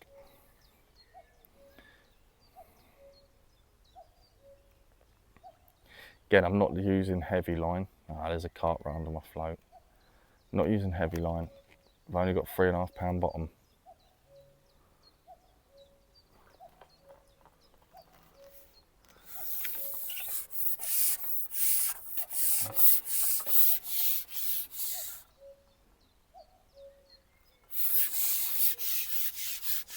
I've only got 3.5 pound bottom, and I think I've got £1.5, 3.5 main line, 3.5 pound main line, and 2.5 pound, or £1.5 bottom.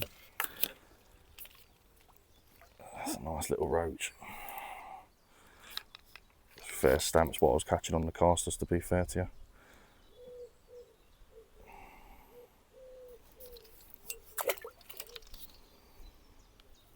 So what I'm going to do is I'm going to quickly have a drink. We're going to move over onto that left line and see if we can have anything off that left line.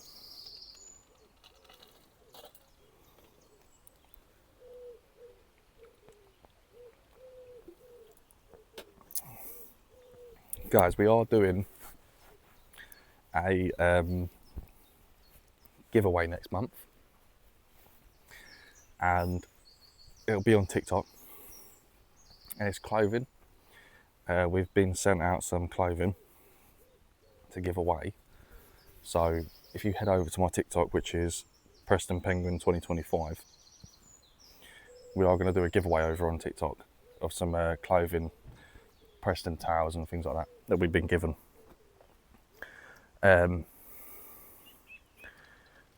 With the permission of your parent, if you're under 18, you can enter, but I will need to see permission from your parent that you're allowed to enter this thing. It is £1 entry fee, and you have to be following to be in the giveaway. But anyway, oh, don't want that piece of con. But anyway, back to the fishing. I am just going to put 2 pieces of corn on, like that. Let's get this fluff off the line.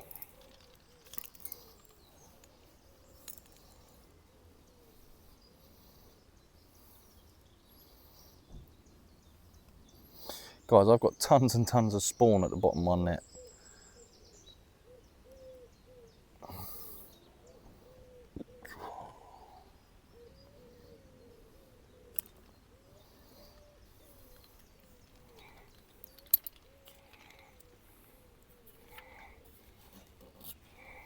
No lie to you, they look like a load of little baby roach.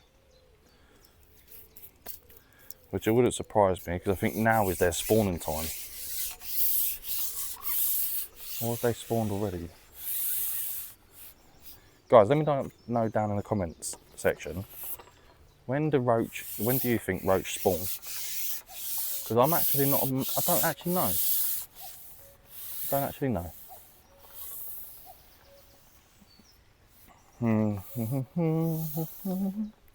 Alright, just gonna flick my rig out, and in line with that, I'm just gonna flick my rig out of the way, drop that little nugget of ground bait in, and just over the top, I'm just gonna slowly lower my sweet corn in there, get down to the last 3 inches and drop when that line tightens.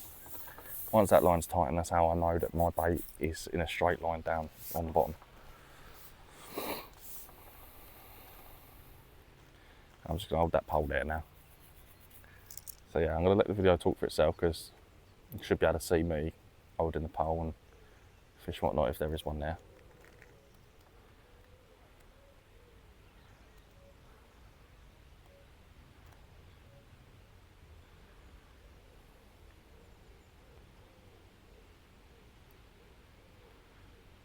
Got an indication and a bite straight away.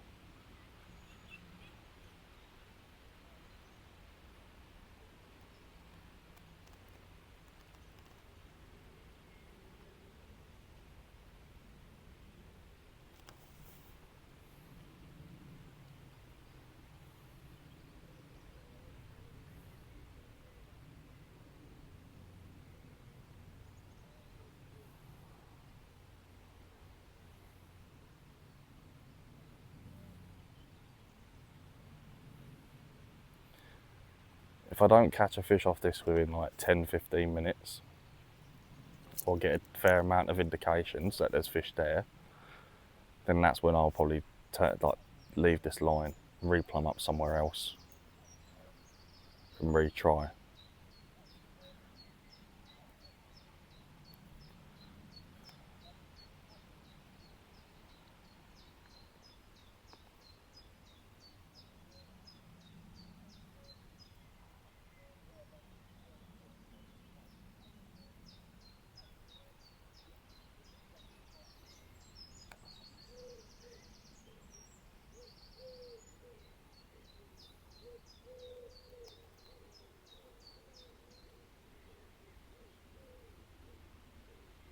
There we go, a couple of little indications now on the float. I think that might be roach.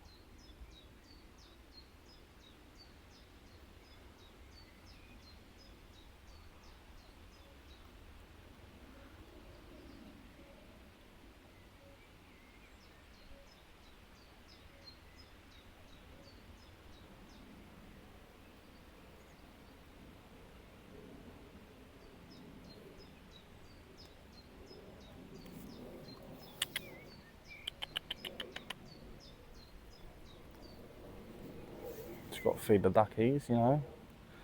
Did lift that float out of the water a little bit, so whilst feeding the duck, so it's just lifted that sweet corn up off the bottom and bring it back down. So, oh, there we go. There's a bit of bite. The fish got hold of that. The float just literally dipped down and just started moving to the left.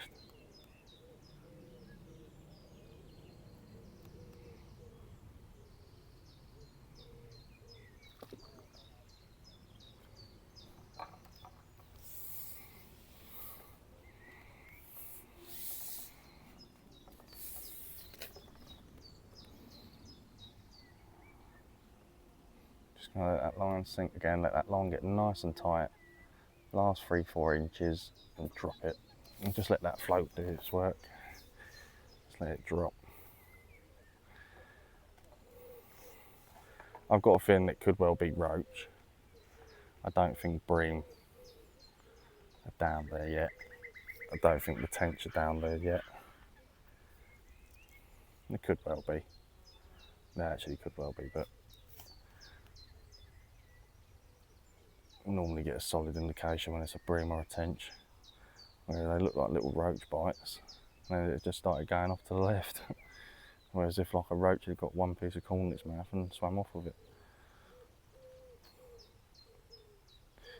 Again, it won't be able to take the full 2 grains and a size 14, I don't think, unless it's a big roach.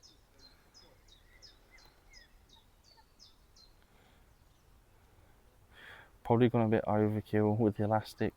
I've got 17 slip, but that's purely because I know there was a bloke fishing in where my mate is now to the left of me. There was a bloke fishing in this swim and he had an 18.5 pound liver out on the pole. Oh, that was a fish and a half. Whatever that was, just pulled my float right under. I don't know what I just struck into, whether that was weed or what.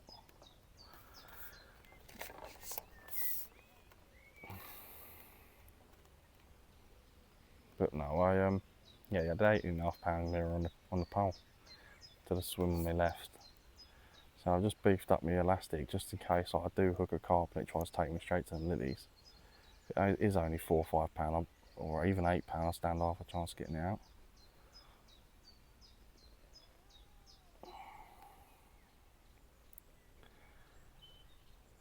But no, I'm really looking forward to seeing how well these microphones are, because I did get them cheap off of TikTok.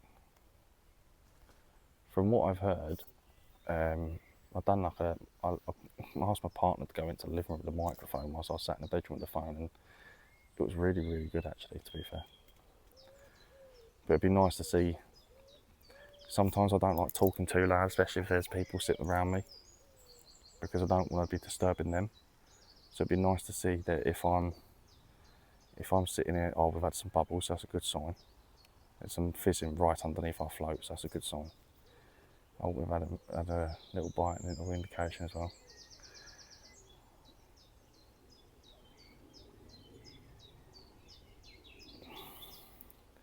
But yeah, I don't know if I've gone overkill with the elastic or not, but no, going back to the conversation, it'd be nice to see if I'm super quiet on the mic still, or if I'm fairly decently loud that you can still hear me.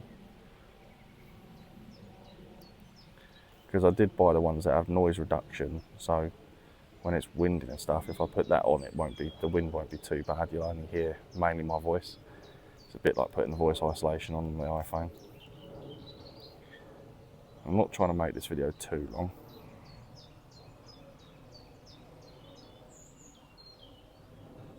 There's a lot of fizzing down there now, which is a good sign. It's a really good sign.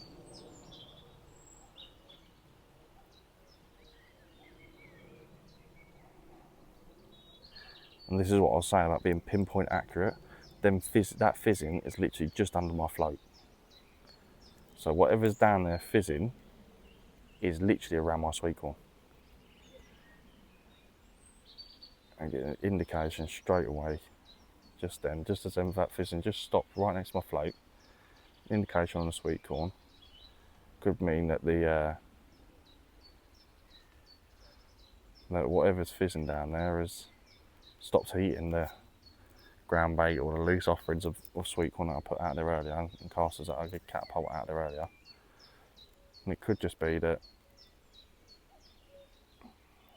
it's found a nugget I put in just a second ago, where I lowered my rig down on it exactly there. So it could well be that the fish are there.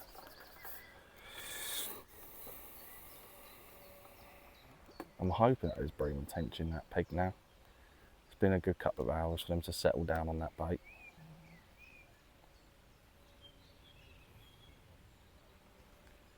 Will the bream be up in the water, or will the tench be up in the water basking? I don't know, that's the thing. I don't think tench will bask, but then you never know.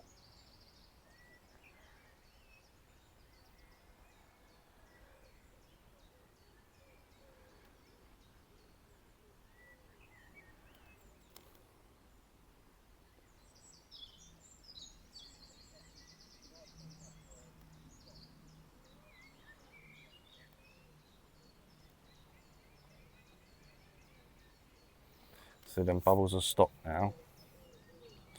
So that's telling me that where I'm fishing now on this left rig there's literally an even smaller clear patch compared to what's on my right line, which is my roach and perch line and skimmer line.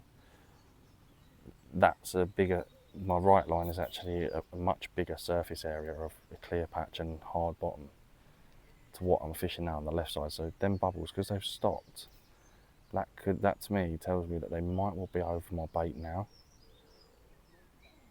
And that's why they've stopped bubbling, because it's a nice hard bottom there. No weed beds whatsoever. And they could just be feeding right over the top of it.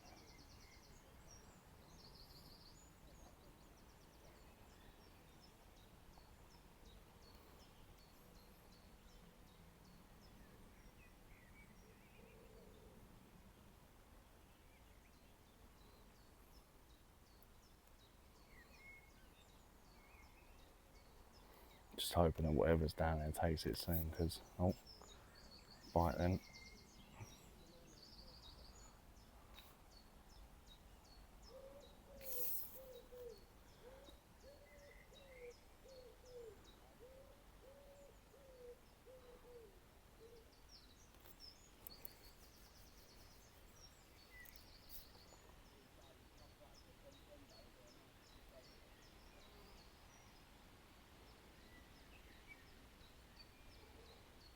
Got an indication straight away then.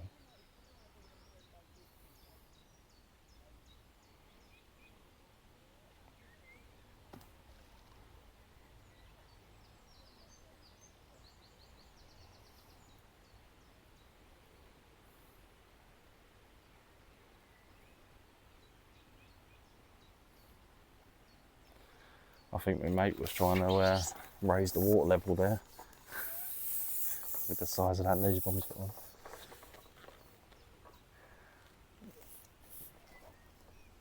But no, I am going to eventually start, once I start driving, I'm going to try and get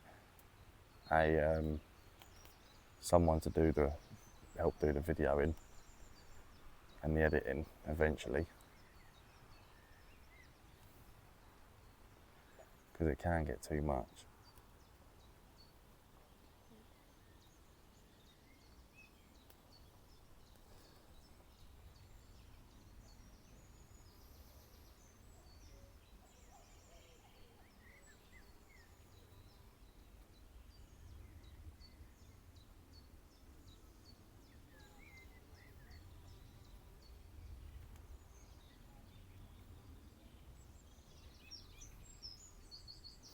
Right, we're going to come off this line. This line's taken too long to provide us with a fish. So we're going to come straight off this line and go straight back on the other one.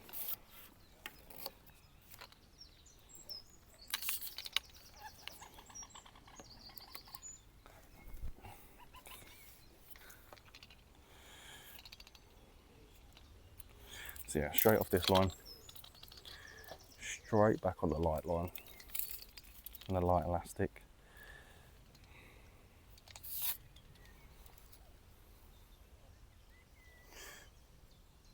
Again, just 2 casters. I'm going to go back to fishing caster.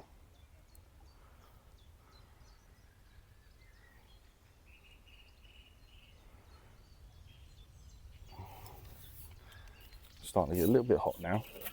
That's fine.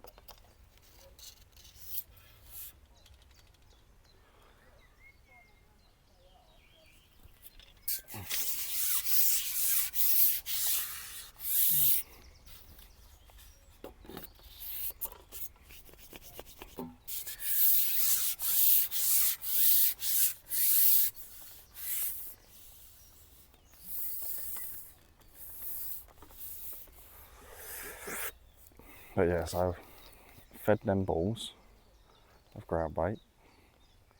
Straight away got a bite straight away. They're still there, which is lovely. But I was hoping them smaller fish would have moved off of this line. Yeah, see now that's better. So that rig is now on the bottom. That rig is now laying lovely and on the bottom. Them small fish ain't hitting it as much. So that means if we do get a bite, it will start being a slightly better fish.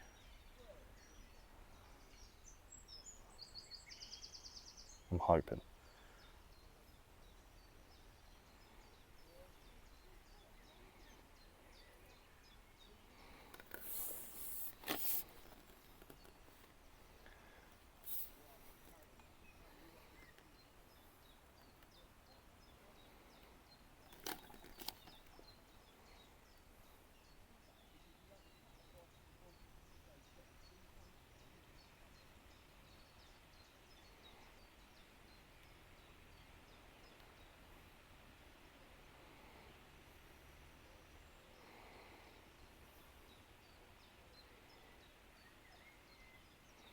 So I'm just hoping that them smaller fish are gone and them slightly better fish are moved in, i.e.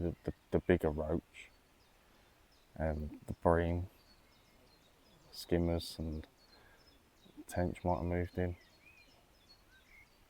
But it's gone super quiet compared to how it would have done, or how it was doing since putting them balls in. Though I do not think I've overfed it. There's no way I could have overfed that. They're still there, they're just not, they're not eating the casters I've got down there on the hook, because there's nothing falling through the water to attract the smaller ones as well. So whatever's down there, there's a couple of bubbles just pinged up again.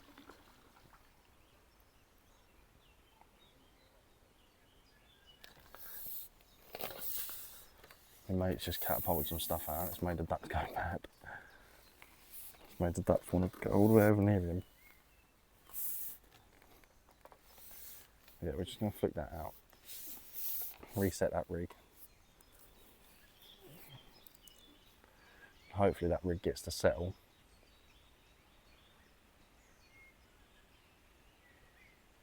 And it does. It's settled now. Let's see if we get a bite straight away. If I have to wait a little bit for casters, that's how then I will know. Oh, I missed that bite. That was definitely a bream or a tench. I missed that bite. It shot under. There was no indication before, nothing. It just shot under.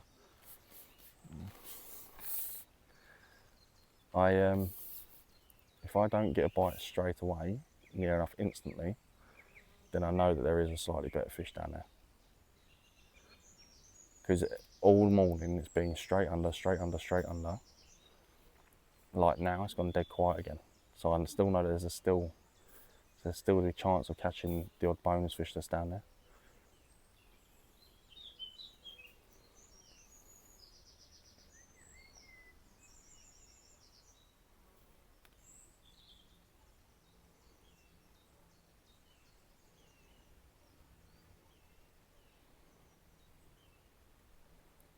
Just waiting for that float to absolutely sink under like it did a minute ago.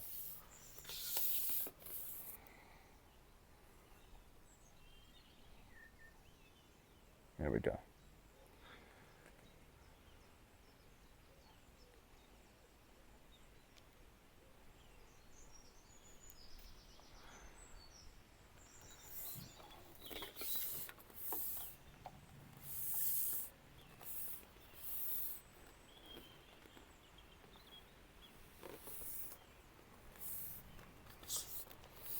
I'm not holding that pole where I should be holding it. Now I am. I just found that holding that pole where I'm meant to be holding it is actually giving me better accuracy on me flicking my rig out. When I'm actually sitting shorter back, I'm not being able to get that rig out as perfect as I want it. I want that rig to just lay out as I flick that out there, and then just slowly settle into that clear patch.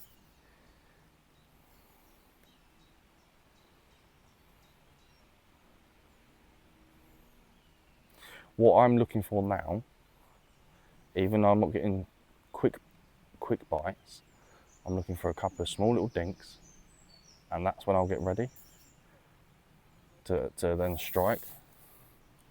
Because that to me then tells me that there's fish in my peg.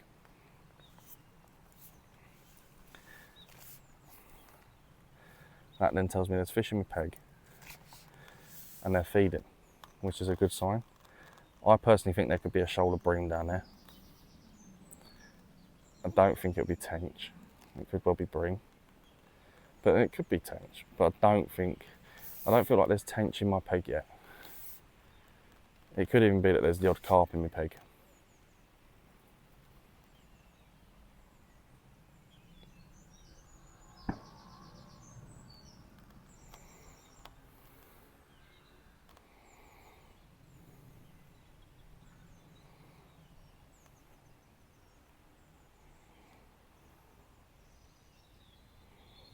But yeah, I don't think I've overfed the fish. There were so many fish in my peg, there's no way I could have overfed them fish.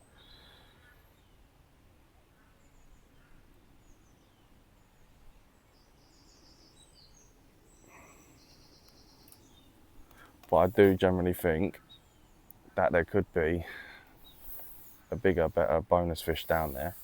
So what I might do is just simply get that other rig, put some sweet corn on it, or a sweet corn and a worm, just lay it over the top of this line. But what I'm going to do in a minute is, if I catch a bonus fish off this now, I missed that bite and all. I look just to my left, and then I've got a bite. So yeah, what I'm going to do is, I'm going to get that other rig, that line, and I'm just going to plumb up around the back of them lilies, I think, for them tench, because I feel like they could well be sitting out there at 14.5 metres.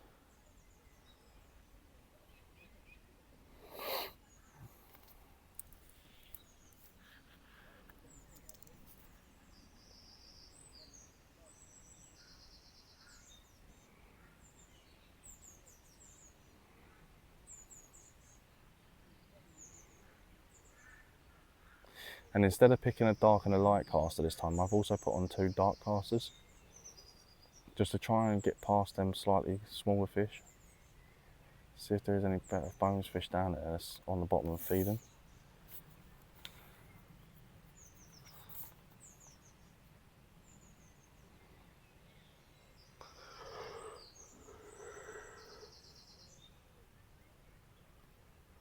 Here we go. Couple of small indications. They look more like a roach bite, that did. But what's quite interesting to me is one of the biggest things I've seen at the moment in my peg on this rig is my float will bounce up and down, but it won't go under. It will go dead silent in peg, and then eventually it will just shoot under. So my guess is there's either some nice perch and roach down there, and it's keeping the small fish out to swim, or there's some really nice shoals of bream or tench, or even a couple of odd carp. Here we go. Some nice roach.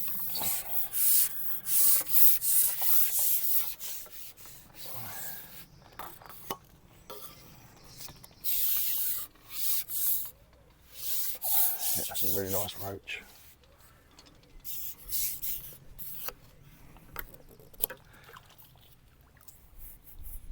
Oh. Do you know what? They look so much smaller under the water than they do with what they are now.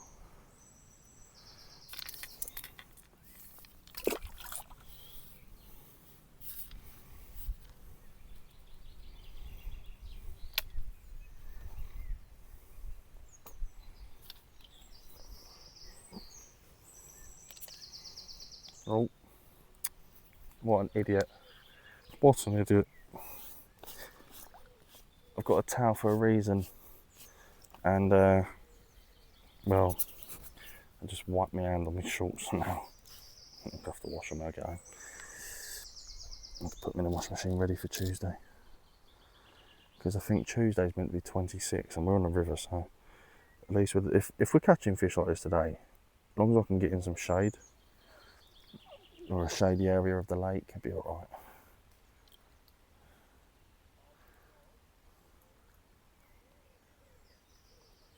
But yeah, the bailiff John really takes care of this lake, maintains it well, and Portaloo's always spotless, always. I can never ever actually complain about the Portaloo because it's always spotless, it's always clean.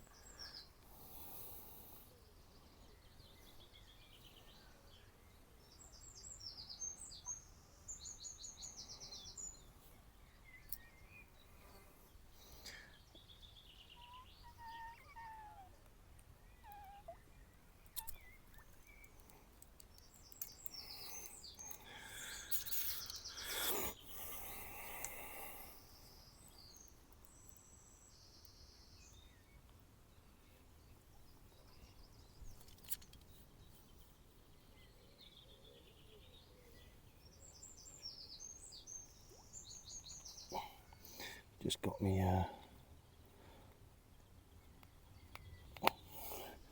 sorry, I've just had milk. Now my line's caught in my watch. How have I managed that?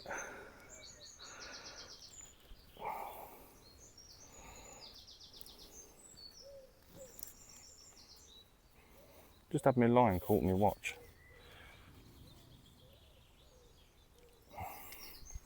So I've lost a couple of casters and maggots in that process. I've got it hooked in my pole sock. I've got the hook stuck in my pole sock. It actually gone through into the spongy bit. And then I've got it hooked in my watch.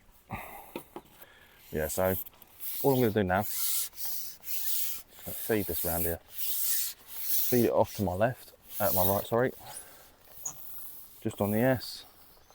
I'm not even gonna set my rig. First thing I'm gonna do is put the maggots and casters straight in there, like that. Now I'll reset my rig, get my rig into position, and just sit and hold it there. You know, as uncomfy as I look right now, I'm actually really comfy. If you're fishing and it's uncomfortable, or you're in discomfort with your back, it's because your pole is not set at a perfect angle. So you want to have your legs and your hips to a 90 degree angle. And I tend to find that actually helps when I'm shipping the pole out, when I'm, you know, shipping the pole out, bringing the pole back in, shipping the pole back in.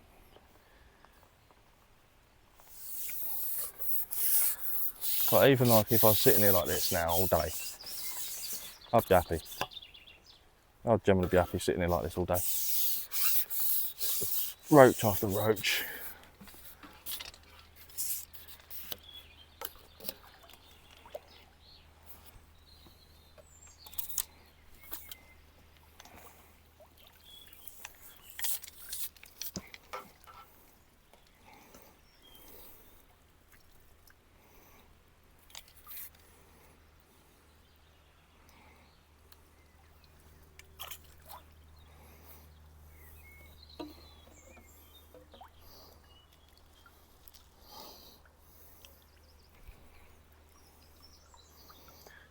So I'm going to give it another 15 minutes.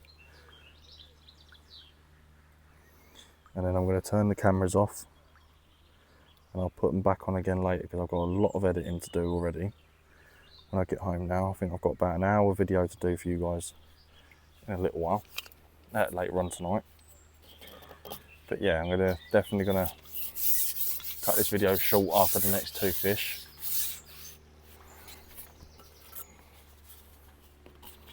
And yeah,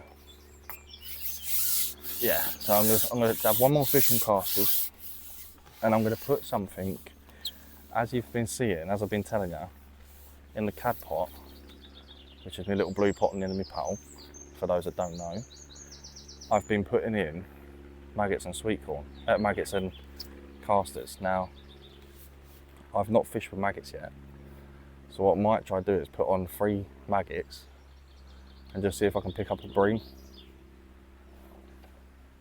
Just missed a bite then. Just see if I can pick up a bream or a tench off of maggots. Because I found that was what was happening over in the other swim. I put a worm on, didn't get a bite. As soon as I put a 3 maggots on, I had a skimmer straight away.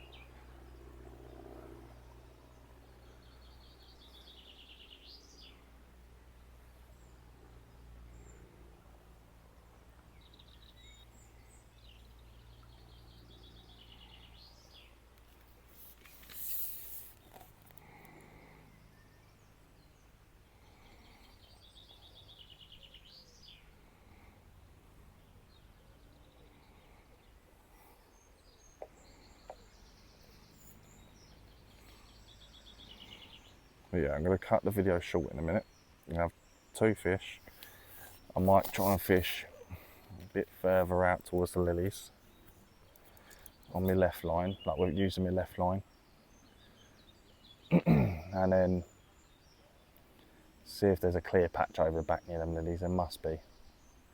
But yeah, see if there's a clear patch. If there is, then I'm going to hop straight over there.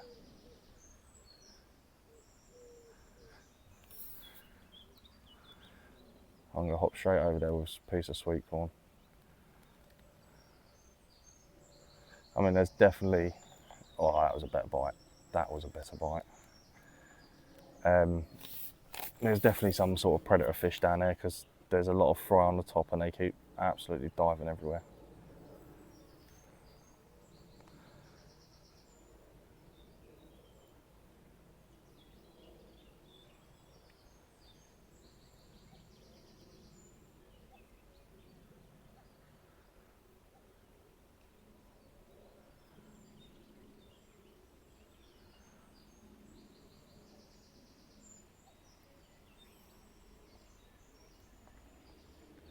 See, I was about to strike at that bite then, but the bite never actually developed into a proper bite.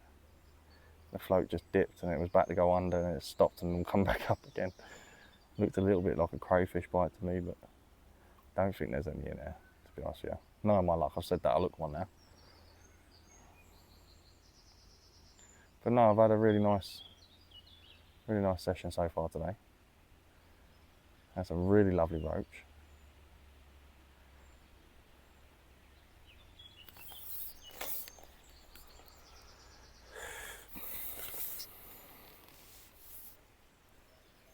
Yeah, we've had some really lovely roach today.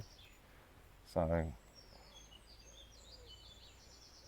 I'll be happy to have, it would be nice to catch 4 or 5 tench and 2 or 3 bream today. And just a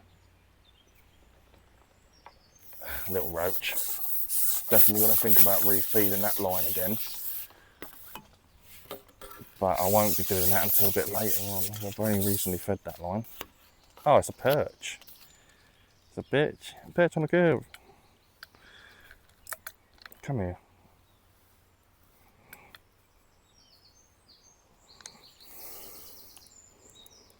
Hello, perchy. Right, so, as I said, I'm going to have one more fish and then I was going to plumb up. So, just going to plumb, do you know what, I'm going to put a plummet on this, make sure I am sitting on bottom with this rig still, because we've had quite a few fish off this rig now.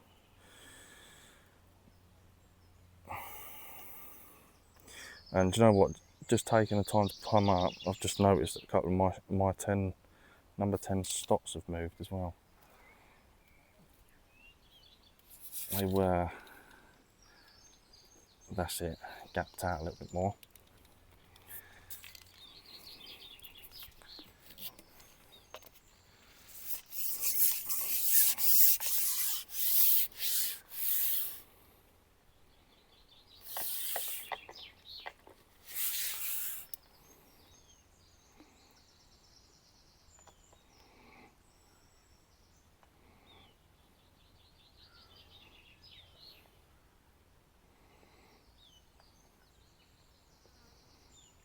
Yeah, so there's a lot of weed down there. Just already just started plumbing up around about the 5th section and there's tons and tons of weed on the plummet.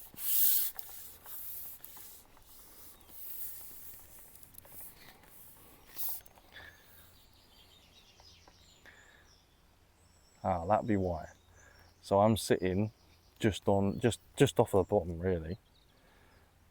Yeah, just off the bottom. And the plummet is clean, so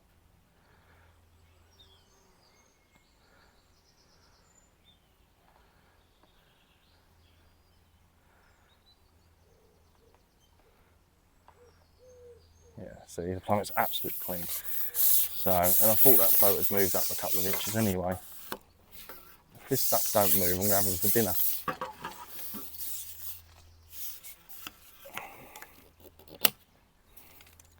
So I'm just going to slide this float down, slide that stop, that number 10 back stop, up the line a little bit more, and just go up past the 36. I could have sworn I was at 46 inches.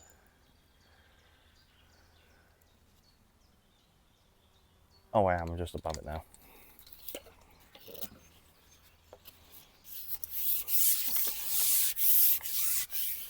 Move, ducky, please. Thank you, Mr. Ducky. I was just getting him to move. I just tapped him lightly with a pole, just so I can get him to move, because I don't want to hook a duck. And I don't want him getting caught up in my line, because it's not fair on the duck. Oh, that's brilliant. I'll now be sitting dead bottom, just to literally the body of the float. Just thought, there's actually, do you know what, guys? There's actually a little bit of a shelf there. It drops off there.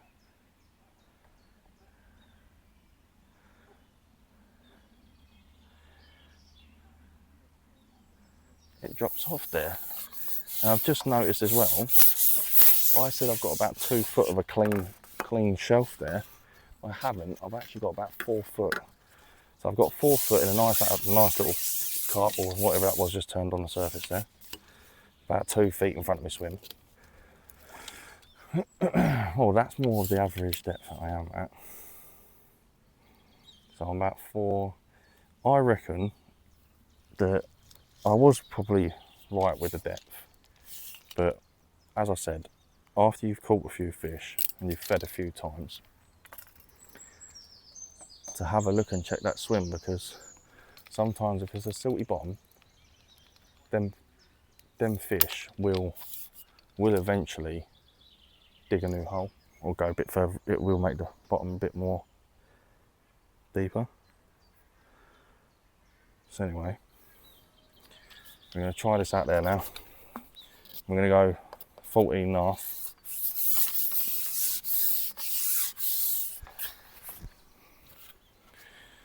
I'm going to go 14.5 metres towards the lilies. Just see if we can get a clear patch out there.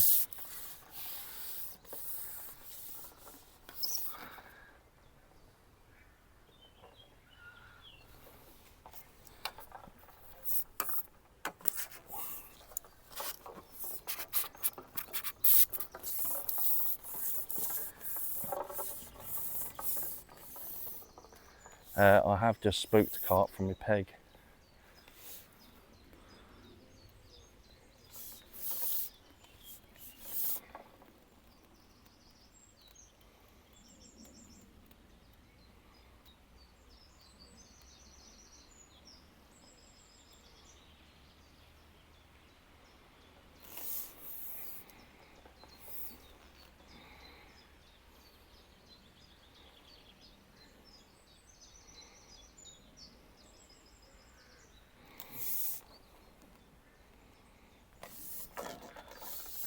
Right, so